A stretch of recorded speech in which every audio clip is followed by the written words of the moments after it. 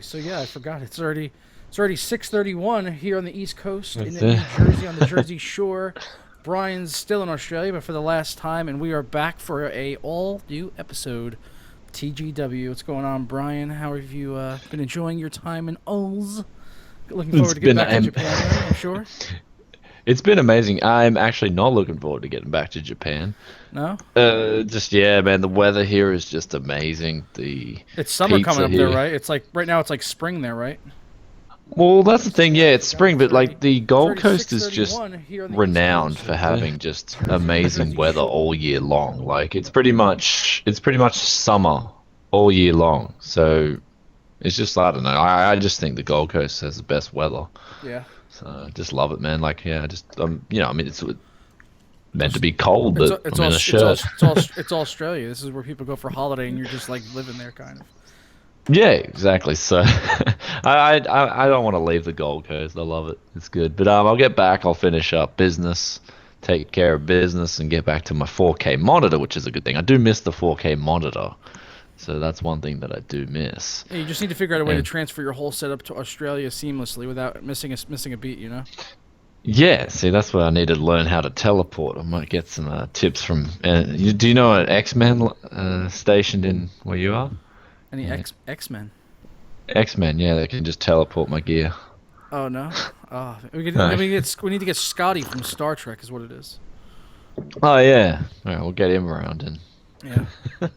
go ludicrous speed. Man, I was fucking beat this morning though when I first talked to you, and I was just like, I still am. I'm tired. Like I just have not Yeah. I have not slept right since the night that Metal Gear Solid and Mad Max came out, because I've just been like, I did the videos, and like then I slept for like 3 hours, and I woke up, and I just it was like it's been a while since this happened, where basically my eyes open and I was just like Metal Gear, like this, like that was like my eyes just open, Metal Gear. That's all I need to do is play Metal Gear.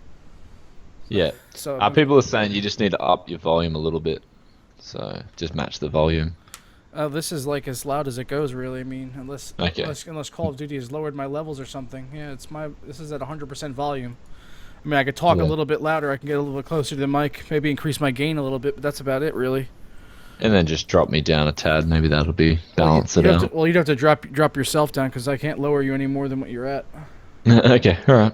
We'll just get that. So we get all the audio set. And then I've only people- got you at a one times multiplier, so it's not doubled or anything. And my mic is actually at double boost on OBS. Okay, that should be better. See, I blame Skype. Skype, like you take off automatic audio, but it's still Yeah, well you don't want automatically to. Well, you adjusted. definitely don't want to do that. Auto gain control is just wow bad. No, it's just I mean it's terrible. Like I take it off, and then for some reason my mic's back to max boost. It's like, no, why are you doing this, Skype? maybe we need to get a better program, right? People were telling me there's a new program that's better than the Skype. Well, what we could do is, I've done this in the past, is we can get your video over Skype unless there is a better program, and then audio-wise we could use my TeamSpeak server, because on there they've got like really like high-quality codecs and they're crystal clear.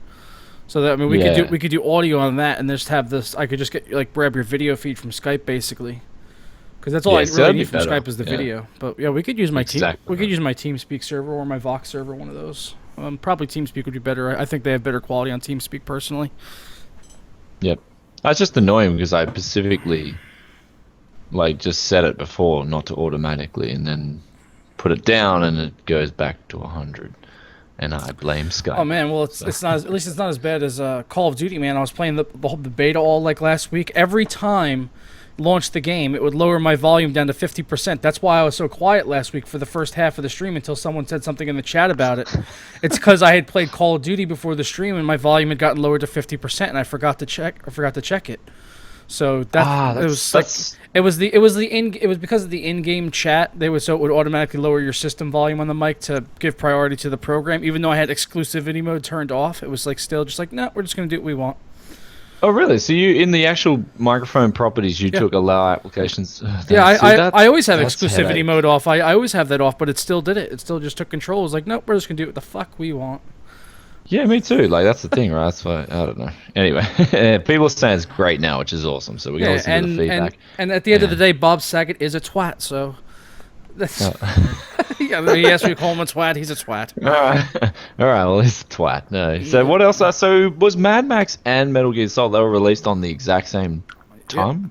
Yeah, it's just kind of an odd one, you know. I mean, Metal Gear's definitely got the more established fan base there from past games, so kind of an odd place for Mad Max to release, and we'll talk about that in a little bit. I'm going to give you guys kind of like a mini rundown review. I haven't completed the games yet, so I have not done a dedicated review yet for them. And I'm not sure exactly when those are going to be going up, but I'm kind of taking my time with them and trying to, you know, experience everything in the game. But as we go on a little bit later on in the show, I'm going to give you a little mini rundown of what I've experienced so far, the good and the bad. But you want to get fired into the tech topics, and then we'll have the gaming stuff in the second half like we've been doing the past few weeks. Yeah, we'll boot into the first topic here, Acer's new G-Sync monitor. Yeah, this is just today. This is just like an hour. This is like an hour and a half ago. Actually, someone tweeted this over to me. One of the followers, I can't recall who it was, but tweeted it over to me. And I was like, he was like, new upgrade, and I was just like, this wouldn't really be an upgrade for me, but yeah, okay. Yeah, Z35 ultra wide, so overclockable to 200 hertz. Now, I think with 144 hertz, me personally, I think we're starting to reach that boundary that's already a little overkill. They should, I mean, if they're going to market this thing, they should market it as like the Counter-Strike 35. So, like, I don't see anyone else getting a benefit out of this monitor except a CS player, a CSGO player. But even then, right, a CSGO anyone player that wants to probably do, wouldn't want... I mean, anyone that wants to do ultra-wide gaming is going to see a benefit, no? I mean... Yeah, but apparently even Counter-Strike, you can't even take advantage of 21:9. Is that? I'm not sure if that's. I'm not sure if that's the case. Still relevant? I know that came up right now. Like I know that came up just now with Metal Gear Solid 5. Is it's not going full 21:9. A lot of people are upset, especially with a game like that, because it does have so many cinematic, you know, moments like the cutscenes and everything. So it would be really great in ultra wide. And something like this for Counter-Strike would be amazing because you're getting, especially if you're competitive, because you're getting that extra screen real estate, so you're going to have more, like, you're able to see more on the screen and get more information to be able to find and track your enemies better. Yeah. But, well, I mean, the thing is, right, you got 4 milliseconds response time and 200 hertz, which I mean, the person getting a 200 hertz refresh monitor would be the most anal retentive person, and they wouldn't want. And that being said, they wouldn't want a VA panel with 4 milliseconds response, right? That's just my. That's like that's what I said when I saw it. I was like, well, first off, it's 2560 by 1080, so they already lost me there. Then they also lost me with the fact that it's VA.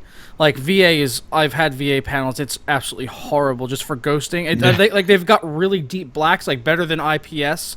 Like no questions asked, but for pure gaming performance, the ghosting is bad. Even at 4 ms response, it's going to be pretty bad. You know, if you're taking a 4 ms response time, I mean, why not just go IPS there? But my takeaway from this is I'm happy to see that Acer is going this route of kind of having a more of like a gamer aesthetic, because this is definitely an upgrade of like what your monitor looks like in my Acer monitor, as far as the aesthetic is concerned. Although I'm not a big fan of those red feet, but otherwise it looks great. I gotta say, I actually do like the stands. They kind of look like the what's those mech things off RoboCop? Yeah. You know those? They kind of look like that. They should have called this the Acer RoboCop. Those red feet would definitely match your red room at home, eh? Yeah, well, that's it. So, like, and then I can just get a RoboCop poster in the background. Boom! And then just right in front of that word predator at the bottom, just put the word sexual in front of it. Yeah, that's it. Well, no, I love the aesthetic of the panel. Besides the red feet, I'd probably spray paint those or cover those up with something, because that would just stick out on my desk. Because I don't have a black and red setup. So if I had a black and red setup, then it'd be like, oh, perfect. But well, everyone's getting a black and red setup nowadays, so we just got to go down and get black and red new, setups. walls. That's so 2013, man. That's so 2013. Yeah, I'm out of it, man. 2012 was black and blue setups. 2013 was black and red. Now it's 2014. It was black and white, and now it's changing. Well, I was happy to have one of the first black and white setups. So, Well, what do you think it'll be then? What do you think the next one will be? I think yellow and blue. I've already started the trend with Dark Slant Rising. It's all black. That's it. All black. I've already started this trend. Okay. I mean, just look at the Z170 motherboards. Like, so many of them were just solid black boards. Yeah, see, that's with the boards, right? That's the thing of just, I would honestly like a lot more boards just to be all black because it can fit in with any build. I mean, you can take the heat sinks off if you really want to get a color scheme going. Just spray the heat sinks, and then you usually got black and something. So, and vice versa for all white as well. I like when the boards are just all one color. I think that's easy to go with, and then you can, take off the heat sinks, spray them up whatever color you want, and then they match your build. So I think that's great for that. But yeah, so I don't know how we're going to segue into the next topic. Well, I was going to say, they got the ultra wide on here, but there's 4 monitors listed. They've also got a 4K one, which is basically the exact same spec as your monitor. It just has a different stand right here. It's basically Bryan's Acer with a new stand. And then they've also done the same thing with my monitor, the XP270HU. They're doing an updated version of this, just a new stand basically. Still IPS, still 4ms response, 1440, but it's going to be 150 hertz, which is like they honestly, did call it's like the XB28.1, so they added a 1 to the 1. Yeah, that's right. So. But they are upping this one to 150 hertz, which is kind of like, I think that's just like that's just bragging rights really, because anyone that owns a 144 hertz, you're not going to see a difference between 144 and 150. You're not going to see that. Yeah, I mean, it's really except for overworking your panel and just making more heat. I mean, even for me, like I've said in the past, I could not tell the difference between 120 and 144. No, you can't. That's for me, man. Like, you put both the settings on, I'm like, okay, this has reached that threshold where I just really can't tell the difference. So, yeah, for me personally, I just like to see more just 120 hertz monitors come out. I think, it's a solid level. Like, even 100 hertz, I'd be damn content with. Like, I'd love it, Well, it just seems like they're going to just keep increasing these numbers and get them higher and higher and higher. Eventually, we'll have 244 hertz or whatever, and 300 hertz monitors. 1,000 hertz. Hey, yeah, it's gonna happen. Yeah, but I mean, the graphical power to power that was just stupid. It's a waste, and that's when you get into that sort of. That's how I look at the whole thing. Like 100 hertz versus 144 hertz. Man, you need like 40% more power to power that 144 hertz, and are you going to benefit from that difference? For me, arguably no, and. That's just, yeah, like I'm not a big fan of these sort of going up towards 200 hertz. But I will say, I mean, it's good that they're refreshing, or I don't know what you call it. Yeah, they're giving it a go. I mean, Acer have done a sorry. I was going to say, I wish those bezels were a little bit slimmer, though. What do you think about that? Yeah, especially on see, I think the new trend is going for real slim bezels, so I would like to see, especially on that 28-inch, the one I've got, I would like to see a thinner bezel if they're re-releasing it. Like, that would be a big thing for me, but it doesn't look like they've done that. They've just put a Predator tramp stamp on there and made got the matte. RoboCop stamp. And it's flat matte. It's flat black now instead of being glossy. Well, that's good though, yeah. Like, I did critique that. It's like, why would you go with gloss and matte? Doesn't make any sense. You just go with either or. So, yeah. But yeah, it's a good thing that they're hitting it up again. But I think they've done an amazing job up till this point with their monitors. I think they've really hit the scene. Acer have really set the standard. Yep. They set the standard for spec, and now they're changing their standard up for as far as aesthetic is concerned. So it's nice to see that they're learning. And the monitor space is just changing so much now, man. Do you remember in years past, it was like you were just lucky if anything came out good at all. It was like if you wanted a new monitor, basically you would just go down to the store with a pocket full of cash and you just say, okay, I'll just take whatever the best Samsung or LG panels that you have and just walk home with it, and that was it. Now it's like there's a new monitor coming out every week. It's to the point where it's like you may as well not even upgrade, just wait, because something better is going to come out. Like, I got this Acer monitor, it's like the fucking bee's knees. It still is, but probably in a month from now, 2 months from now, it's going to be surpassed by something else. If not by Acer's own stuff. Yeah, I don't know. Like, I think at the moment for me, I'm really happy where I am. So even if something new is released, I'm not going to care for actually probably a few years. I mean, 4K is just amazing at the moment, especially on the monitor I'm on. Fast response times, like low input lag. I couldn't ask for anything more from a 4K monitor. I mean, higher refresh rates, but I know 4K, man, to get 100 hertz, or 120 hertz, that's going to take a while, and you're going to need and one hell of a setup to power it. So where I am, I'm really happy and just home and That hosed where I am at the moment. So that ultra wide has a really aggressive curve on it. Like that is a serious curve it's got going to it. I don't. I'm not really into the curve. I'm into the ultra wide thing, but I really don't need the curve. And I know for things like editing on timelines, it looks kind of weird because towards the edges of the screen, your timelines will start to get kind of bent out, and it looks kind of odd.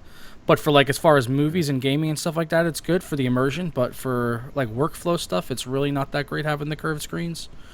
yeah, I mean, it's much of a muchness. I don't care really. I don't pay much attention to it. I mean, as long as I can see everything clearly, which I can on either.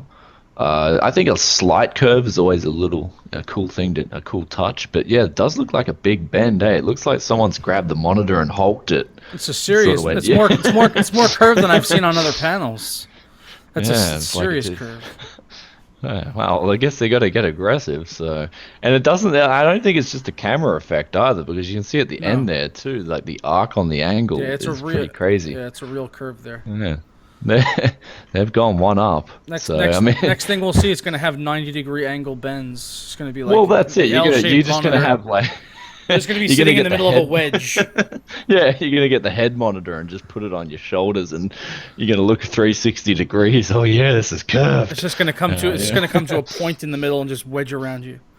Yeah, immersion at its best. Like you're literally immersed in the monitor, like it's around your head. Yes. So, but anyway, I guess we better tackle this big. Yeah, the big elephant in the room. People have been asking me about this all week long. There's like Actually, like the big alpha ape in the room. I think this one's taken the storm. Everyone's talking about this, and we did cover it last week. But I guess there's more news, and it keeps more things are emerging in this topic, and it's a hot topic. The lack of asynchronous compute on Maxwell makes AMD GCN better prepared for DX12. Now, do you have any thoughts on this before we kick it off, or? Well, yeah, it's just this has kind of come to light. We talked, like, people had saw like last week when we talked about it, like that AMD was beating out Maxwell, but basically now we just have a little bit more to the picture where we know why this is. It's all coming down to async compute, where basically Maxwell GPUs, as when it comes down to the metal, they're not supporting it. What they're actually doing is tricking it on a software level with their drivers into thinking that async compute is present on the GPUs, but it's not. It's just tricking it. And they even went as far as to, like, we're going to talk about this a bit, like with the Asher Singularity, they tried getting like stuff pulled out of the benchmark to have it optimized better for Nvidia's code. So it's like there's a lot going on here. So I mean, but then one company says something, then the other, Nvidia's like, no, the Arc of GPUs do support asynchronous compute, and it's just a big mess at the moment. But I mean, as we said last week, right, the results speak for themselves. It is looking up until this point in time that AMD is going to be better suited for DX12. I think that's what we're gaining out of this. I would like to see more concrete benchmarks, especially not just alpha benchmarks. I would like to see more games being benchmarked. But as it stands, it does look like DX12 is indeed better. Well, AMD is better prepared for DX12, and I guess it comes down, as people have pointed out, this asynchronous compute, where AMD has more units to process the asynchronous. I think it's like 64 versus 31 plus 1 on the Nvidia side. And then, but we had that forum topic that I showed you. It was actually really interesting. That was like digging into the real grain of it.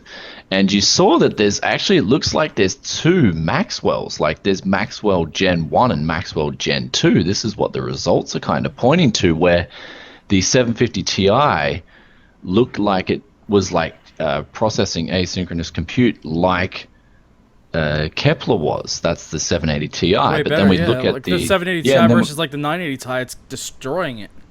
Yeah, and see, then we look at the 970 and the 980 Ti, and they aren't too bad, right? They're not perfect, like they're not AMD perfect, but they are doing a much better job than Kepler. So I mean, honestly, the only people that can really comment on this would be Nvidia architects, and the results as well. But I mean, I don't think an Nvidia architect is going to, I think they're on, they'd be under non-disclosure agreements, right? NDAs. They couldn't actually talk about this if they wanted to. Yeah. So it would be interesting to get down to the dark nuts. But what we do have here is pretty much Nvidia's Maxwell, even their Gen 2 isn't perfectly supporting asynchronous commute, as opposed to AMD where it is. Like, you just see those graphs, it's just flat. It's purely flat. And their architecture is doing a better job with asynchronous compute. So, and obviously that being a big feature in DX12, that would indicate that its games will play better on DX12. But then again, this is the big argument, right? DX12 games aren't here yet. Like, we don't have games that we can actually play. I mean, we can play them, but they're in alpha and whatnot. We don't have big titles hitting the shelves yet. Yeah. So it's still a way. It still could be a way. It still could be a ways off. So Nvidia still has the edge right now. Just for DX11 performance. So it really depends on when we're going to start really seeing the flood of DX12 titles. But I mean, looking at those AMD graphs, like, look how solid that is across. Like the Nvidia ones, like, even though they're lower, they're all over the place. Where AMD is just like, man, that is just like a solid sheet basically. There's like no variation there, which is going to be great for their min-max performance. It's going to be just solid. Well, I mean, it's going to be great in terms of them actually utilizing the hardware as best as they can, which is something that a lot of people have been complaining about with DX11 and AMD hardware. It's not fully utilizing what AMD's hardware has to offer. And that's a very valid argument. I think DX12 is going to bring a lot more for the table for AMD, and I'm glad to see that. But again, this is one of those things where now Nvidia have the early warning, and I'm sure with Pascal or their next generation, they're going to prepare for this. Because this is the thing, when are we going to see mass adopted games be on DX12? That's the biggest question. Not just some of these pop titles, even AAA titles that come out and they create a buzz for a few months, and then people on, because those titles, the people who play them and they want the best performance, arguably they're going to have the best hardware, right? So if you're going out and getting, say, GTA 6, or theoretically, and it supports DX12, and then, you want the most best performance, you're probably going to have the best card out at the time, right? Yeah. And if Pascal's out at the time, that's going to most likely support DX12. So that argument kind of is like, okay, Nvidia now have time to prepare for this, even if their current gen doesn't support it. So it's kind of upsetting. I would like to see AMD just, smash a heap of money into some games. Hell, even put money into something like Dota 2, get a DX12 supported release of that out. But this is just, I mean, it won't happen. But they need to get on this and say, okay, we've got the advantage now, let's take advantage of it, lower input lag, whatnot, advertise the benefits, get the competitive scene on board as well. And that's when you'll have success on your graphics architecture.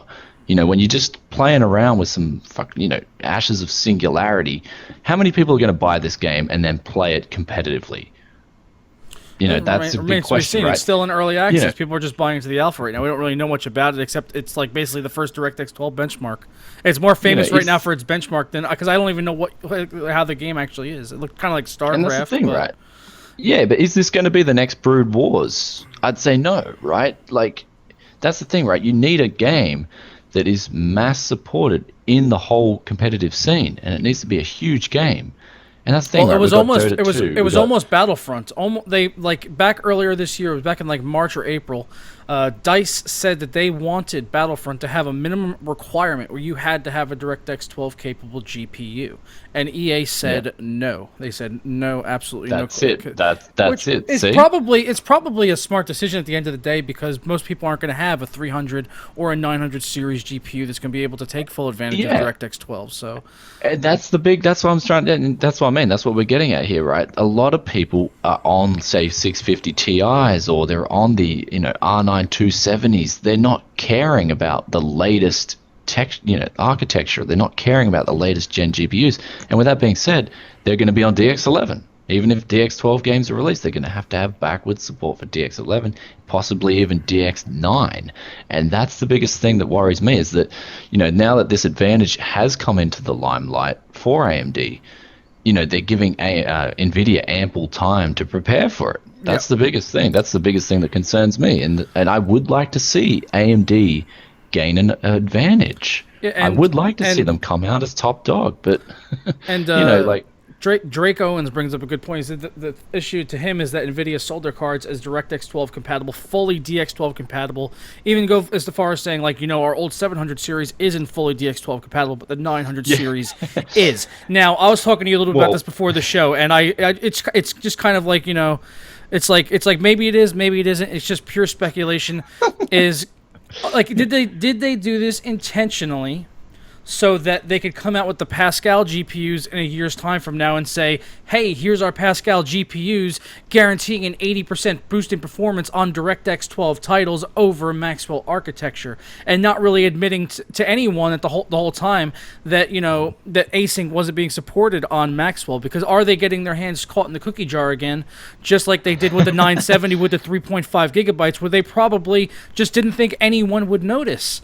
But now here we are noticing again, like, hey, there's no async support because of this whole thing that, with Oxide coming forward saying Nvidia asked them to pull out async compute stuff from the benchmark so that the Nvidia cards could look better compared to AMD. So it just seems like Nvidia is really just being worse by the minute. Like, a lot of people had speculated, like, them being like the bad guys all along, and now it's like the evidence is just piling up more and more and more, just like making Nvidia just look like a bunch of fucking shitbags that are just trying to just sideswipe AMD every chance they can get and just get the edge out in some way, some form or another, and it just makes them look like assholes. They just look like the bad corporation right now, the evil corporation. Nvidia, whereas AMD is like the open source, like, freedom fighters in the corner, and Nvidia is just like the fucking ruler, the hierarchy, fucking Nazi company, like, just saying, like, no, you will take out that feature because it does not run smooth on Nvidia GPU. Yeah, pull out the features.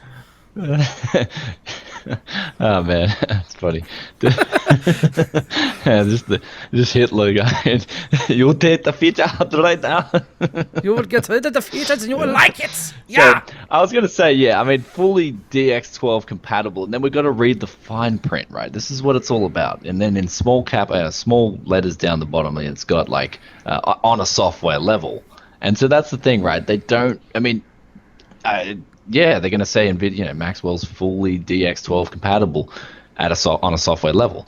So that's something that, I don't know. And then, of course, as you said before, very valid point about Pascal. It comes out, then, you'll see the graphs for Pascal perfectly smooth. Then you've got the performance gains there. But as a lot of other people have pointed out too, we're starting to reach a limit where the nodes aren't shrinking down anymore. Like, we're starting Moore's law's coming to an end, and with that, these companies, AMD, Intel, Nvidia, yada yada, they have to think of new ways to sell their products, and that would be a new way to sell your product. Deliberately gimping one product, knowing that it won't support the next gen, but when your next gen product comes out, it will support it, and then you'll get a performance gain from there. Yep. I mean, as a business, from a business standpoint, hell, it's pretty smart. It's not like, but from a consumer standpoint, yeah, we're getting fucked. But that. But as they say, Joker, the consumer always pays, and so because already I'm hearing this and I'm like, man, Nvidia are scumbags. Just like, but oh well, I'll just buy 2 of the flagship Pascal GPUs when those come out. That's already my thinking, because I've already drank the Nvidia Kool-Aid. I'm already bought into G-Sync, so I'm already in the G-Sync crew, man. I can't leave now. And the thing is, as long as they keep offering butter smooth performance, me personally, I don't freaking mind. Like, that's the thing, right? I got my 980 Ti, and damn, on 4K, I am having a freaking good experience. It's freaking good. Like, yeah, even when your frames go below 60. I mean, on this monitor right here, I've been playing Killing Floor 2 with their new like flex technology, which is like really taxing because it has like persistent gore that goes on as the rounds go on, and I was getting drops like later on in the games down to like 45 FPS, and it was just like I can't even notice it. I can't even notice it. Yeah, but this is the thing, right? PC gaming's a hobby of mine. I still am a car enthusiast, but when you look at that hobby compared to computers, man, it's no comparison, dude. I was like 20 years old spending 10 grand on my car to friggin' upgrade it. For 2 grand, I can build myself an amazing PC. Yeah. You know what I mean? and 10 grand, I'll still freaking have problems with my car a year later. Yeah. You know, like it's a no comparison. Like for me, I don't mind. This is my hobby. I don't mind spending money on it as long at the end of the day, as long as I'm getting an amazing butter smooth experience. And so, you know, yeah, I don't know where we're going with this, but you know, I don't mind with Pascal. I wouldn't mind them. Like seriously, you know, they're like fuck me over, Nvidia, as long as you're giving me an amazing experience at the end of the day. That's just my argument there. You know, and I want AMD to do this too. I want them to just at the end of the day give us a really good experience for the end user. Doesn't matter how you get there. Doesn't matter what you charge. Well, it does matter what you charge. I mean, but as long as it's reasonable, you know. And this is the thing, right? And they're being open about it too. They're being open about it. Yeah. Yeah, and the thing, as long as you like $650 for a flagship graphics card in 2015 really isn't a bad price. I'm really not like up in arms about that. Well, you have to remember, very few people actually agree with that. Very few people. Yeah, but I mean, you know, with 2015, inflation is like, you look at over what, you know, back in 2005, your flagship GPUs, what were they? 400, 500, I forgot. Like, but you know, you look at inflation, man, 650, that's fair for a flagship graphics card. So, you know, like Fury X and the 980 Ti, they're both priced at a fair level. I would say that. I think the Titan X is kind of stupid at $1,000, but Nvidia know that, and they're just milking the idiots for idiot tax. Oh yeah, that's why they come. Do you think there's any accident they came out with the Titan X before the 980 Ti? Like, no, if they came out at the same time, no one would have bought Titan X's. Well, there've been some people, but probably about half of them wouldn't have bothered, because it's just there's no reason for it. But I mean, yeah, at the end of the day, though, I think PC gaming as a whole isn't that bad. I think things like this, I mean, yeah, it's better. Like AMD's got the architecture that's prepared better for DX12, but realistically, when all these games start coming out and Pascal's out, what's going to happen? That's, you know, and you know, and like, you know, Nvidia, you know, they did lie about this. They're looking like a bunch of shit heels. AMD's like, you know, while they are telling the truth in this, I mean, they've lied in the past too. I mean, look at, you know, the benchmarks that they released before Fury came out. They were lying on those. But that's the thing, right? Did Nvidia lie? That's the thing, right? They if they do support asynchronous compute on a software level, they're not. Well, they don't really support lying. it. They're just tricking it into thinking it's supporting it. So that, I mean, I guess you have a point, because technically they won't have any limitations as far as, like, you're not going to go to put on a certain DirectX 12 graphical feature and it's not going to work. It's just not going to give amazing performance. It kind of comes back to the 3 optimize the shit out of it. It kind of comes back to the 970. It's like, yes, technically there is 4 gigabytes, but the last 500 megs are basically useless. Yeah. Yeah, I mean, see, I think the 970 fiasco was much worse than this. I mean, this is sort of like you're getting into a technical argument a lot of the time. Like, it's like this, no, this. But the thing is, right, you've got those numbers as well. The Maxwell Gen 2 is doing a better job than Kepler at asynchronous compute. I think that's concrete. And arguably, people are saying that the first batch is a lot faster than the AMD side of things. That's another thing you've got to go into as well. So it works both ways at the end of the day. Yeah, you know, and AMD even said that's the next thing we have up here from WCCF Tech. Like, even speaking of their own GPUs, it says there is no such thing as a GPU today that fully supports DirectX 12. Nothing does. Fury X, Titan X, nothing supports it completely. This is AMD saying this, so I mean, they're, you know, basically shooting themselves in the foot by saying that. But it's the it's the truth, though. They're being honest about it, just saying, hey. Well, I guess they're being down to earth, and I appreciate that. That's a real, you know, Robert Halleck's actually given us a real opinion here, and that's, you know, like, fully DX12 support. I mean, you've got to see the architecture and then design the GPU for that API. Sorry, and then that's what's going on now. I think the next gen AMD and Pascal will be fully supported DX12 cards. I think that's what's happening. You know, you've got a shit ton of features in DX12 over DX11, and it's essentially, it is a ground up. It's a completely different architecture, and that's the point that people have raised. Sorry. Yeah, he was saying in here in this quote is like, there's a debate over, you know, what you define the word support as meaning. Like, what does the word support mean? You know? Yeah, I mean, compatible. Yeah, I mean, I guess they are, like, things will run on both the GPUs. It's Yeah. just fully, like, I guess, streamlined. No, like, I think that's the word we should be using. There's no such thing as a fully streamlined DX12 card as of today. I think that's the better way to word it.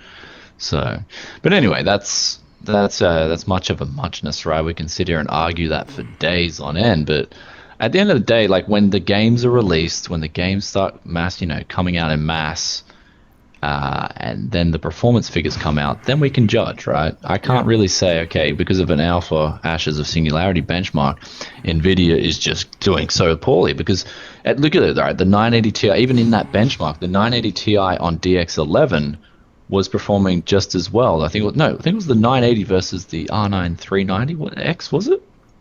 I don't recall. Which two? But it was two similar price cards, and the DX11 numbers on Nvidia were performing similar to the DX12 numbers on AMD, right? So at the end of the day, you're still going to get a playable experience on both cards, regardless, right? So, I mean, that's all that matters at the end of the day. Not, okay, this one doesn't support this. It's at the end of the day, it's the end user experience, and that's what we're paying money for. As long as we get a good end user experience, I don't care what they do to get there. Yeah, and before we move on to the next thing, I'll just say I agree with you. Is basically I want to like I know I'm not denying any of this. I'm just saying I still want to see the real world performance at the end of the day. I want to see a game come out that's full DX12 and then put comparably priced cards head to head and see what's what there and see what's I think both these companies. I mean, they're both guilty of doing some pretty rotten things in the past, but I don't think this is really something that we can go pointing fingers at and saying, oh, this is that, like, because we don't have, there's not, I don't think anyone's being at a detriment. Yep. As opposed to the 3.5 gigabyte VRAM limit, I'd say especially people with two 970s and SLI, they were at a big detriment. So I guess that's the difference between those two, and that's why I'm saying the 970 Fiasco was much worse than this is. It's doesn't even compare, because no one is at a detriment, right? No, it's not really impacting anyone right now. It's just potentially impactful in the future. Yeah, so I mean, and then again, it's an alpha game in alpha, so let's not judge. So not really big. Nothing to go too overboard about. So, unless of course you want to do the Hitler voice. Can you do it one more time for us? You will support DirectX 12. Schnell. Scheißen. Scheiße, you Scheißkopf, AMD, du Affenschwanz. Ja, AMD ist Affenschwanze. It means monkey dick, by the way. Anyway. Oh, okay. That's like a big insult in Germany. You just call someone an Affenschwanz. It just means monkey dick. I don't know why that's a big insult over there. That's awesome, though. See, that's awesome. See, I would be offended. If someone called me a monkey dick, I'd be, oh, no. You are a monkey dick with your Beats headphones.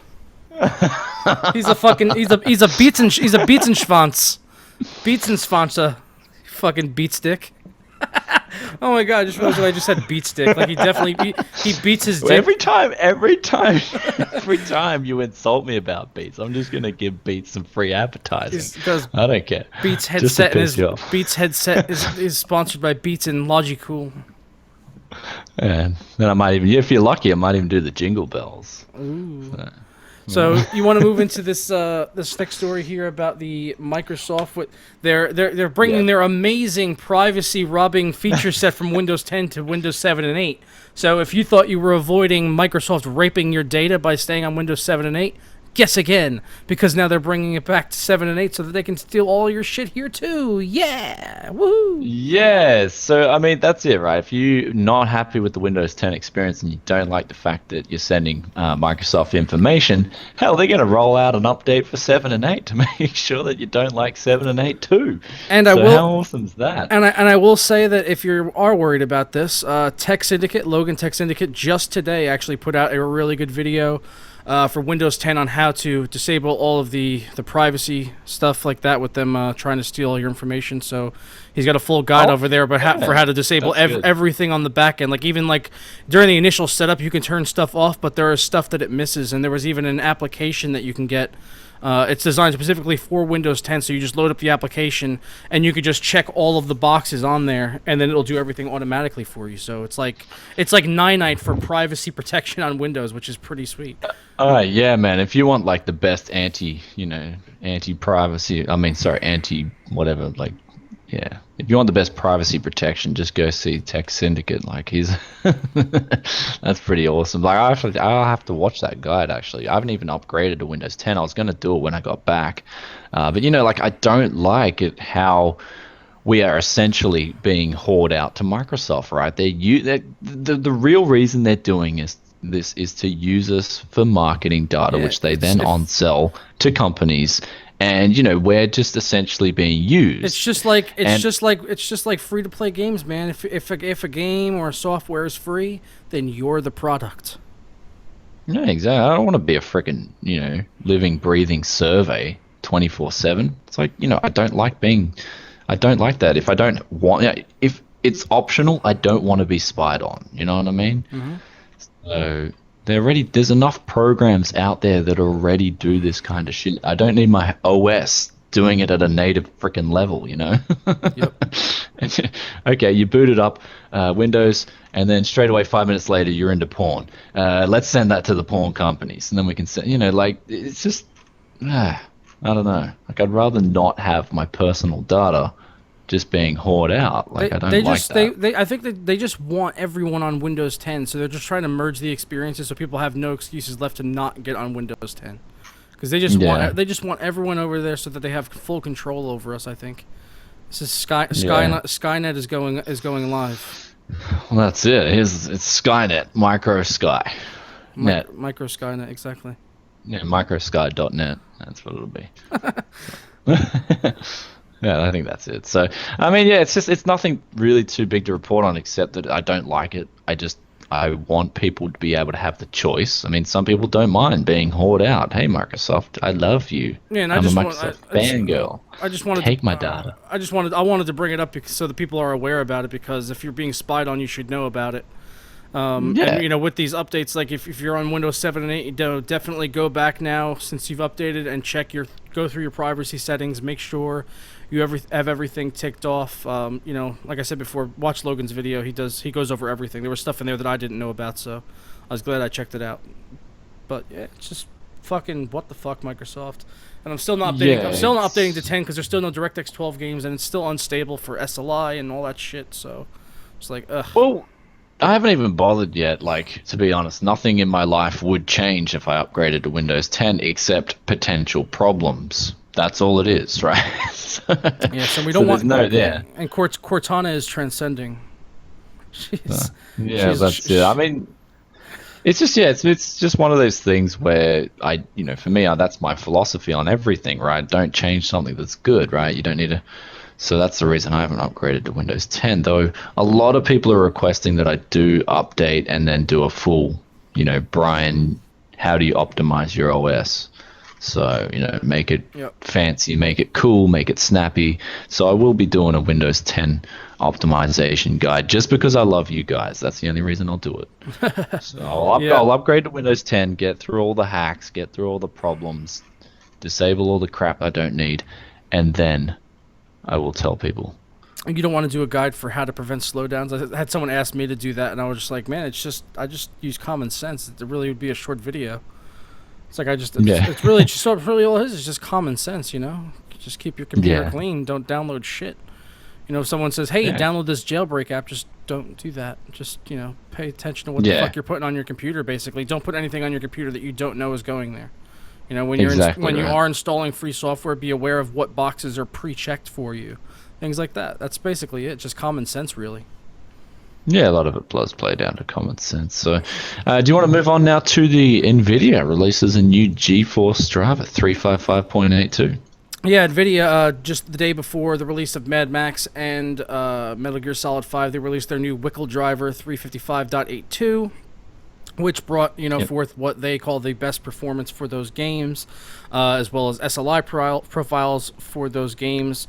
and SLI profiles, updated or new profiles for games like Batman Arkham Knight, Devil May Cry 4 Special Edition, FIFA 16, Rocket League. They didn't add an SLI profile for Rocket League, not like it really needed it. I actually experienced some slowdown on that when I tried streaming on Twitch on OBS when it had enabled SLI for me. It was playing fine for me, but the stream was lagging to shit, and then I put it back to single GPU and it was fine. So that was actually causing some issues for me trying to stream it to OBS, or to Twitch, I say, through OBS, but it really wasn't needed. I mean, I get like 180 frames in that game on one card. Really don't need SLI that bad. But it's just, this is one of the things, like we said some bad stuff about NVIDIA earlier, but this is one of the things I do like about NVIDIA is that they are always on the ball with these driver releases right before a big title comes out. They're always pushing out drivers to get the best performance they can on them. That is one of the things I do like about NVIDIA.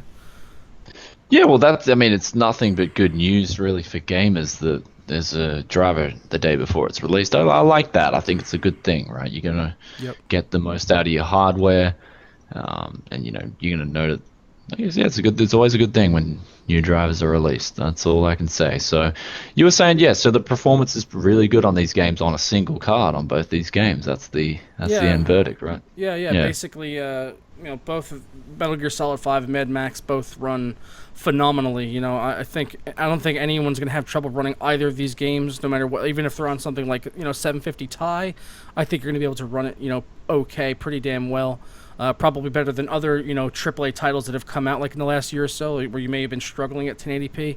I think these even those cards are probably going to run these newer titles pretty damn well, because I tested them on the 970 in the test rig, and even on both games it was handling at 1440 without breaking a sweat, never going below 60 FPS, which is really nice for a single 970. I don't see that in big AAA titles anymore ever. That's pretty good, yeah. I was liking the VRAM on Mad Max. I watched your performance review. That's a really good thing, right? The VRAM's not as anal retentive as, say, something like Shadows of Mordor. I mean, with Shadows of Mordor, I think the verdict's out, man. They did some, that was some sloppy optimization, right? It's like they're just saying is like, okay, the consoles have 8 gigabytes of video memory that we have to take advantage of and to bolster performance, because their processors are so shit, so they have to use that video memory. So that's and that's why they do it, and then it's lazy optimization, and then the PC winds up getting stiffed because you're running a 3 gigabyte card, which should be more than enough for 1080p, and then games come out like that using like 5 gigs, and it's just like, this isn't necessary. Uncompressed textures, it was just like when Call of Duty Ghosts was released. Like they're doing things like the audio file, raw audio files. It's like, just freaking compress all the audio files, save people a mammoth download. It's just like there's just common sense things that you can do to make a game run more optimally on your hardware. So it's something that I have a problem with. So we're just seeing like Shadows. So basically these games like Mad Max and Phantom Pain, they're doing a really good job on the optimization, which does deserve a big thumbs up. So I like that, and especially me being on a single 980 Ti, I cannot complain. I'm looking forward to getting back and playing these games.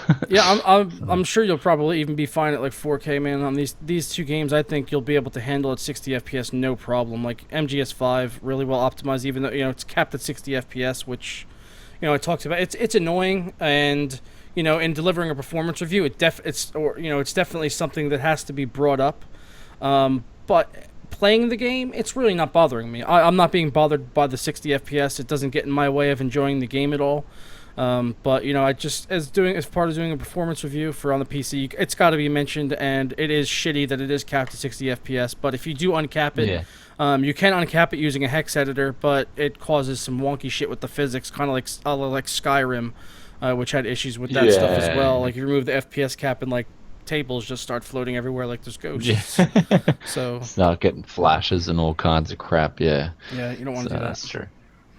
But what do we got here? So the next article here, we got Metal Gear Solid 5 runs at 60 FPS on PS4 and 1, but dips down to 20. Well, no. Remember, I said I was going to do the in between there. I was going to give my mini review for MGS 5. That's it. Yep. All right. Well, let's hear it, man. It's all yours. Joker wants to steal the limelight, ladies and gentlemen. So I just wanted to update people that saw the performance reviews and are maybe waiting for me to do a full review on these games. Maybe you're waiting to make a purchase decision. just wanted to give my kind of brief rundown. MGS 5, I've got about 8 hours in on that. Mad Max, I got about 4 hours on that game, and I feel like, I can, say whether or not it's good, to buy it, not buy it.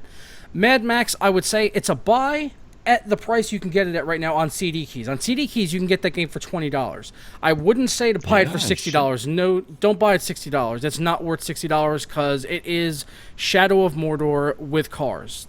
That flat out, that is what it is. If you played Shadow of Mordor, if you didn't like Shadow of Mordor, you're not going to like this because it's just Shadow of Mordor with a car. And I would argue that Shadow of Mordor and Batman, the series, both had better combat, even though they're using the free flow combat system. I feel like it was much betterly. It was implemented much better in Shadow of Mordor. It was a lot more fluid in that game. And I also think Shadow of Mordor had a better story as well, even though that ending was kind of questionable, which if you completed Shadow of Mordor, you know what I'm talking about.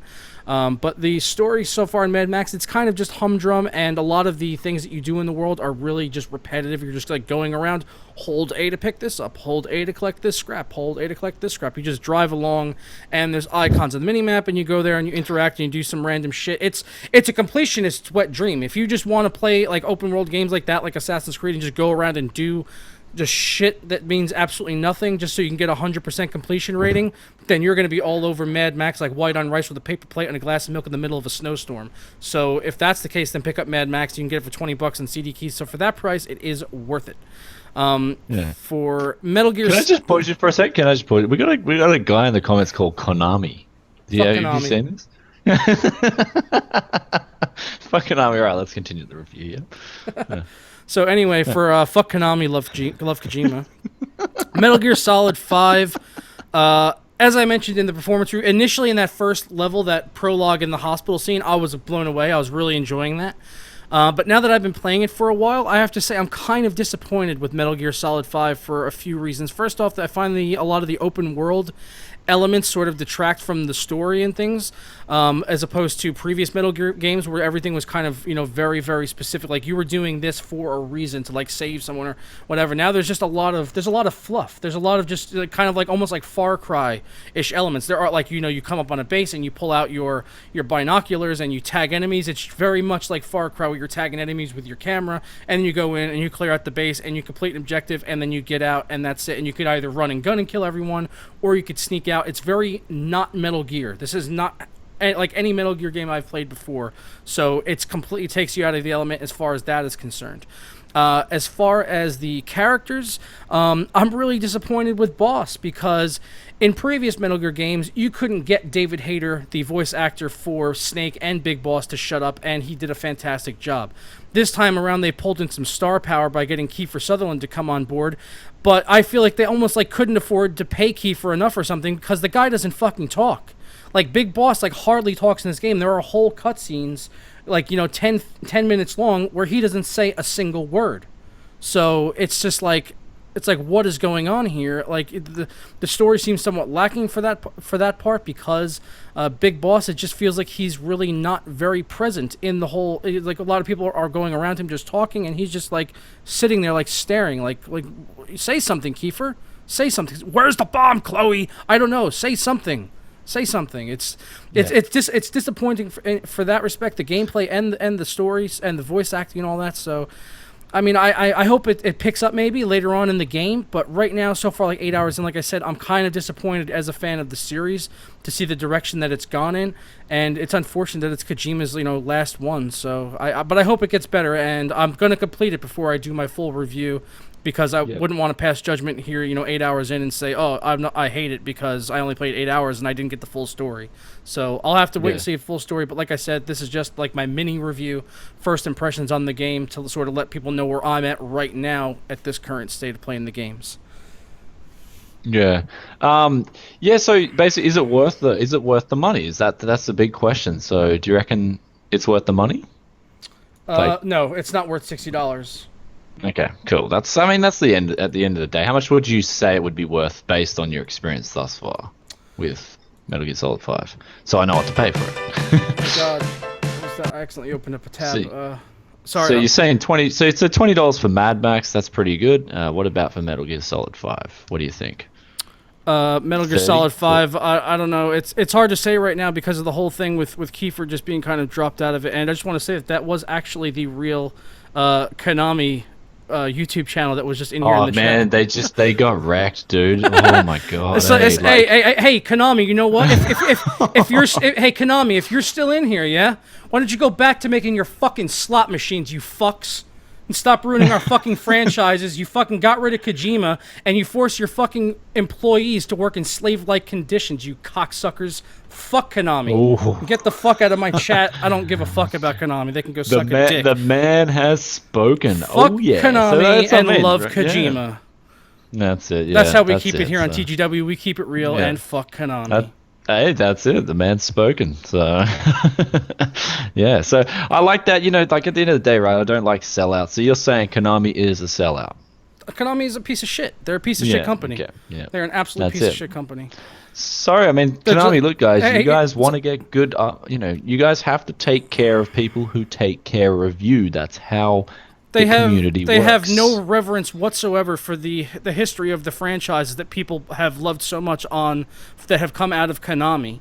You know, and it's not really Konami. I mean, Konami is the money. That's basically all it is. It's from the people that are actually making the games. That's the people we respect, not Konami, not the company, not the publisher, the money people that are just ruining everything by taking these titles and then just slapping them on a fucking whorehouse slot machine. It's like, no, that's not how you treat a franchise. That's not how you treat a franchise. I mean, dude, they got wrecked. Get wrecked, Konami. Get wrecked. Hashtag get wrecked, Konami. Man, they got destroyed. I just thought that was a troll, but that. Yeah, I thought someone's name was just Konami, and they said something too. Like after I said fuck Konami, they were just like, all right, fine, Joker, bye. I was like, all right, get wrecked, Konami, you little fucking crybaby bitches. Well, I mean, we could have said that after they gave away the free codes, right? That would have been a good way to go about it. So some of our viewers could have got the game for free, but yeah. No holding back, man. No holds barred. This is Tech Gaming Weekly, baby. You know, so tell Konami I didn't see that they were gonna. they were gonna drop codes in the stream. Lol.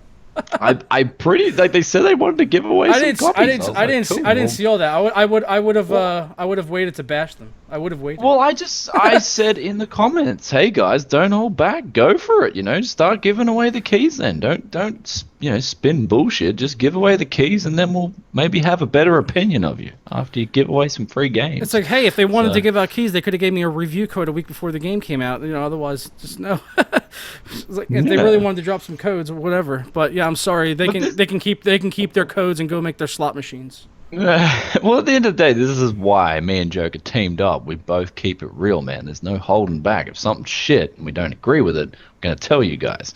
And we know the viewers respect that as well. So that's, I'm standing by Joker, man. Like, I stand by Joker. When I watch his stuff, I stand by it. This is just a classic example of why I stand by it. Man, Konami, they got wrecked. Oh, man. I can't believe we just had Konami in here and got cursed out for trying to give us free codes.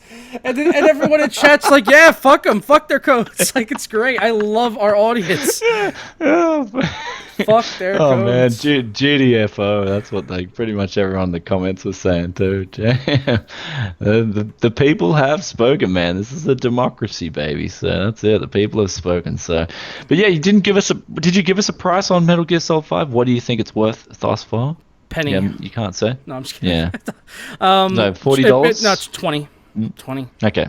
20 as well. So Mad Max and Metal Gear Solid 2020. Because I mean, cool. you just wait a few months, you're going to be able to find for $20 on G2A, so you may as well just wait. Yeah. So would you say, though, it's as good as Witcher 3? Fuck no. Okay, so it's not a 10 out of 10, as they were saying in the pre-reload. No, it's a 10 out of 10. Best game I've ever played in my life. Hey, admittedly, they had more time on the game than me, so it remains to be seen. But as of right now, no, not a 9 out of 10. I'd say it's a 6 out of 10 at best. But still, right, that's when I play a game, I do put big emphasis on the first, 1 to 2 hours of the game. For me, from Metro and Last Light, I enjoyed the first couple of hours. It got me into the game. The rest of the game was pretty good. I would have given that game a solid 8 out of 10. You know what I mean? like that's the thing, right? You get immersed in a game. It's got to be, so if you're like giving it a 6 out of 10, I don't think it's going to get much better, right? Like, I don't think it's magically going to be, oh shit, 10 out of 10 now, like, like that's just something like, when people, 10 out of 10, like like we were talking about before, that is a huge rating to give a game. It's basically saying the game is that damn good. And I haven't played a game that damn good since Baldur's Gate 2, Shadows of Am. That's just my experience. Like, you know what I mean? Yep. So that's just me personally. Like, that's a 10 out of 10 game. Of course, there's been a lot of good games. There's been like 9 out of 10s, 9.5 out of 10s, but there just hasn't been that 10 out of 10. Like, oh my God, I can't take a shit because I want to keep playing this game. Like, like just gonna hold it in, man. Going to go constipated for this game until. All right. Anyway, I think we've fucked Konami enough. We did have one more thing here for MGS5 before we move on out of it completely. Yep. So it is actually running at 60 frames on consoles as well, on PS4 and Xbox One at least. But I actually didn't even know it was coming out on the previous gen, on 360 and PS3. But it's running at like 20 FPS on there. That's pretty abysmal. That's pretty bad. Yeah, I mean 20. I mean, this is the thing, right? But is that just saying that the new gen consoles are about threefold the performance, right? Are they pretty much just giving you the same game on the PS3 and the X360 because and just say, all right, it's about 3 times better. So is this what we're looking at? Really? Not really. I mean, they should be nerfing the performance to get better frame rates on the PS3 and the X360, I think, but they're not. It just looks like they're just giving it straight to you. Yep. But I mean, I haven't really read into the details. Are they saying though that the fidelity, or if they pause a frame, does that frame look better? I'm sure the fucking resolution is in the toilet. It's probably like 720p. Yeah. But on the new consoles, it's running pretty well. Xbox One is at 992 by 720 on Xbox One, 1600 by 900 the PS4. Okay. And yes, the PS4 at 1080. The PC version can deliver 4K. So yeah. So it's best. I mean, on the consoles, you're best off getting it on the PS4 pretty much because it's got 1080p native. Yeah, 1080p native. Whereas the Xbox One is like 720 scaled up to 900, so it's not even native 900 scaled up to that. Yes, I mean that's the one. The one keeps losing out in that regard, man. They got to get on their game. Like they should have thought about this before they just rushed it to market. Because I mean, PS4 they had the better formula, and I'd say arguably a lot more sales came just because people knew that the PS4 had better hardware in it than the Xbox One, or had more horsepower.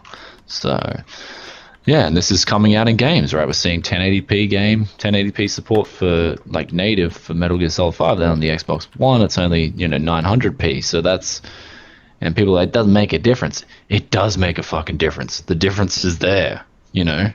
Whether you can notice or not, it's a fucking difference, right? Yeah. So I can notice the difference between 4K and 1440p. Fuck. So, I mean, sure, I could notice the difference between 900p and 1080p easy. So, that's just me. Maybe my eyes. But then again, I did get my eyes checked, and they were 20/20 vision, baby. Oh, yeah. So...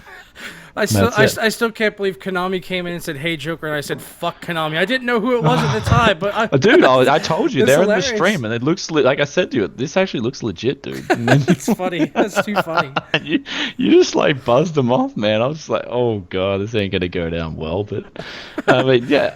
But hey, you gotta tell it how it is, man. Don't change. That's the thing. Whatever happens in the future, don't change who you are, and that's the viewers don't want us to change who we are.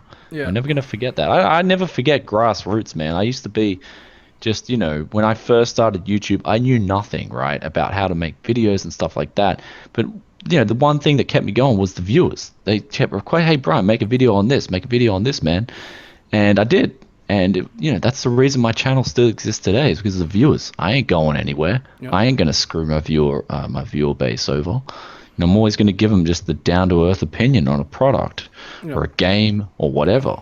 And that's one thing that we're going to keep real, baby. This is the real stream. Yeah. And at the end of the day, I still highly, even though I'm not, having 100% amazing experience so far in MGS5, I still respect Hideo Kojima, but fuck Konami.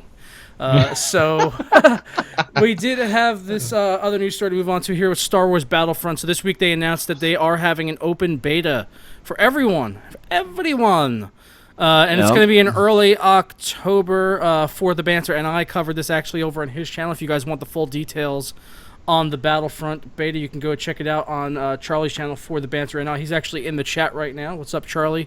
You just click on his name, and you can go check out his video where he lays out all the details for this, probably better than I can right now. But yeah, this is, first off, one thing. How big's the download? That's the first thing. Well, the alpha when I played it was like, I think maybe 12 or 15 gig. I don't know. Okay, that's not too bad. Yeah, like I'll say, it was like a 40 gig download. I'd be like, ugh, damn, that's rough just for one weekend. Especially in Australia where you've got to watch your internet usage, But yeah, I do 12 gigs not too bad. And then sorry, I just wanted to bump in with that. Yeah. Speaking of download stuff, we should have asked Konami why didn't they put Metal Gear Solid 5 actually on the disc?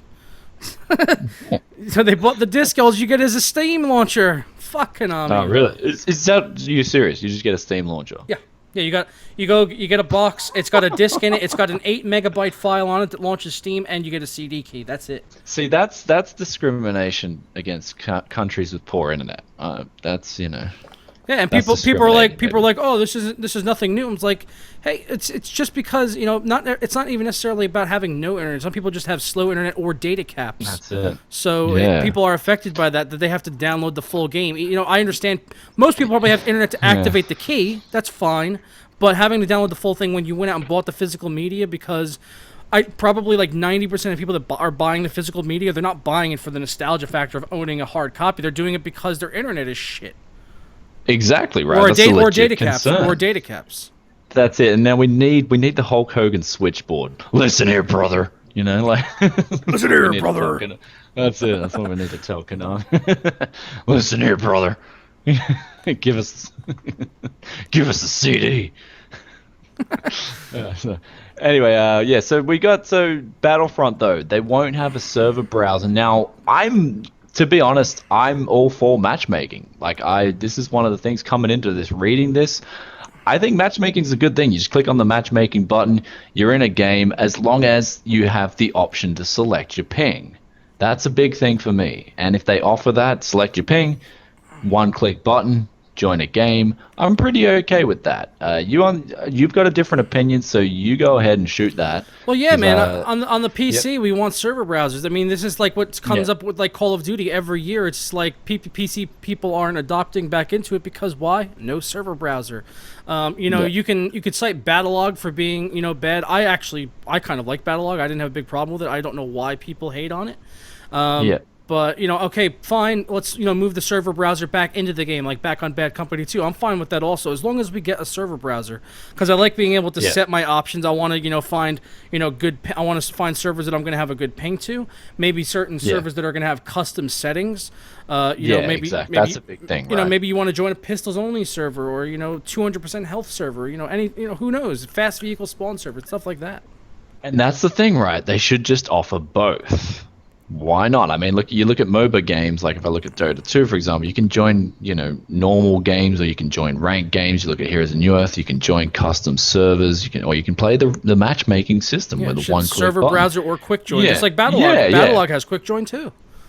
Yeah, so you just give us both. That's all. I don't really care because at the end of the day, I do like the matchmaking system though, especially with a lot of games that I play. It's just like, okay, click a button, I'm in a game, I've got good pings because I can choose my server or my ping location, and that's it. Bang. So I'm not too against having matchmaking. I'm just against if they're going to do it and then they take out the option to have the server browser there, especially since Battlefront will have a big following from a lot of the Battlefield folks, yeah? Yeah. There's also, there was another thing that came out of this also. I'm not sure if this article addresses it, but they were talking about this whole new system that they're going to be employing in Battlefront called Star Cards, which we saw like in the beta, like the perks that you get or whatever that you can call in. But the Star Cards, they're going to have like unlocks and stuff like that for weapons and things like that as well. Honestly, and the way that they made it sound, it kind of sounds like microtransactions. It could be a possibility, sort of like in the vein of like how Battlefield had it with like the battle packs. Like they have battle packs, you earn them. You earn battle packs for just by playing the game and grinding them out. But you could also buy them. So I think I'm going to go out on a ledge and say Battlefront is probably going to have microtransactions at least at that level built into the game, and that I'm not a fan of. It's just like, it's not needed, and I'm afraid that the weapon unlocks and stuff like that are going to be a serious grind, just like in Battlefield. They kind of had like this almost like free to play model, even though it was a fully fledged $60 release. Yeah. So. Yeah, I mean, I don't know. So I'm hoping. See, I don't know much about the cards, and I haven't played the game yet. But one thing I do hope that comes out of Star Wars will be running around with lightsabers and chopping each other up in PvP. Yeah. Can you do that? I don't know. Did you do that? Can you do that in the alpha? Did you do that in the alpha? Do what? Just run around with lightsabers. You know, like that other. No, what was you it, can't. Knights of the Republic. No, you could not. There was Yeah, in the beta they're adding in the heroes, so you'll be able to play as Luke Skywalker and Darth Vader. It's kind of like a score streak. Okay. Where you you stay alive for a while, get a shitload of kills, complete objectives, and then you basically can go into hero mode where you can spawn in as Darth Vader for the Empire or Luke Skywalker for the Rebels. So that's going to be in the open beta, but it wasn't in the alpha. No. Yeah. Sheesh. Well, I'm just thinking here, like, what was that game? Did you play? Was it Knights of the Republic 2? Was it where you had the third person mode, and you just ran around chopping each other with lightsabers, force pulling or force pushing people? It was so cool, man. You just did a force pull, and then you just spam your lightsaber and just kill people. Like, the PvP was actually pretty fun. It was ages ago, though. This is going back, like, a good 11 years or something. Well, I remember one of the movie games, actually. I think it was the Revenge of the Sith game for console. I think it was on PS2 or Xbox, or the original Xbox. It was like a single player game, but then they also had like, it was almost like Mortal Kombat, like 1v1s, but lightsaber duels, and they had like Yoda, Darth Vader, Darth Maul. It was fucking awesome. So much fun. But it was like a little extra. They're releasing. Yeah, see, I think they need to release some custom modes like that too. That'd be awesome, like third-person lightsaber duels. Hell yeah. Or something like that. Yeah, KOTOR 1 and 2. Yeah, that was the one I was thinking of. Yeah. So it was so good. I used to like it. It was fun. Yeah. Just the multiplayer was so good. Like, you used to play it at LANs. It was pretty cool. Like, you just force pull and then just spam your lightsaber, and you could actually I think you could choose the color of your lightsaber too. It was really cool. Huh. So, yeah, it was pretty good. And then you had force lightning, and then you had it was a really cool game. I did like the multiplayer. So, yeah, we actually got to get it. Like, we'll have to download it and play it like on a stream, man. It's really definitely. fun. We'll have to do a joint Twitch stream again for Battlefront beta. Yeah. I've been saying this to you, man. We should do an entire episode of TGW while we're playing a game at the same time. That's what I think. And just shoot the shit in the comments. That'd be pretty good. We'll have our topics prearranged, but we're just gonna go over them while playing a game. I'm telling you, man. That'd be fucking. Well, if people like it, tell us what you want to see. That would be 13. That would be 13. That would be 1337 all day long. Yeah, that'd be That's it, man. 1337, baby. 1337 Avenue. So you want to move on to this last bit of gaming news we had here? Yeah, and then we'll go to the comments. We'll answer questions too. Yeah, because I think that little Xbox thing I was going to bring up as well. But this was the last real bit of news. Killing Floor 2 just got a massive update, and as I'm about to yawn here. You're getting bored of the stream. You're like, no, I just felt like I had to yawn for ages, but I didn't want to yawn while I was talking, and I just wound up failing at that. So anyway, Killing Floor 2 just got a massive update. I actually just picked it up yesterday after seeing this update and what they're adding in. So they added in some new perks, new maps. The things that really kind of had sold it for me were that if you own Chivalry Medieval Warfare, they added in a knight character to the game for free. And if you own Red Orchestra 2, they added in a German soldier, Anton Strasser, that you could play as in the game. So this is just Tripwire Interactive. It has their name written all over because they have always supported their titles after launch, even though this is still in early access.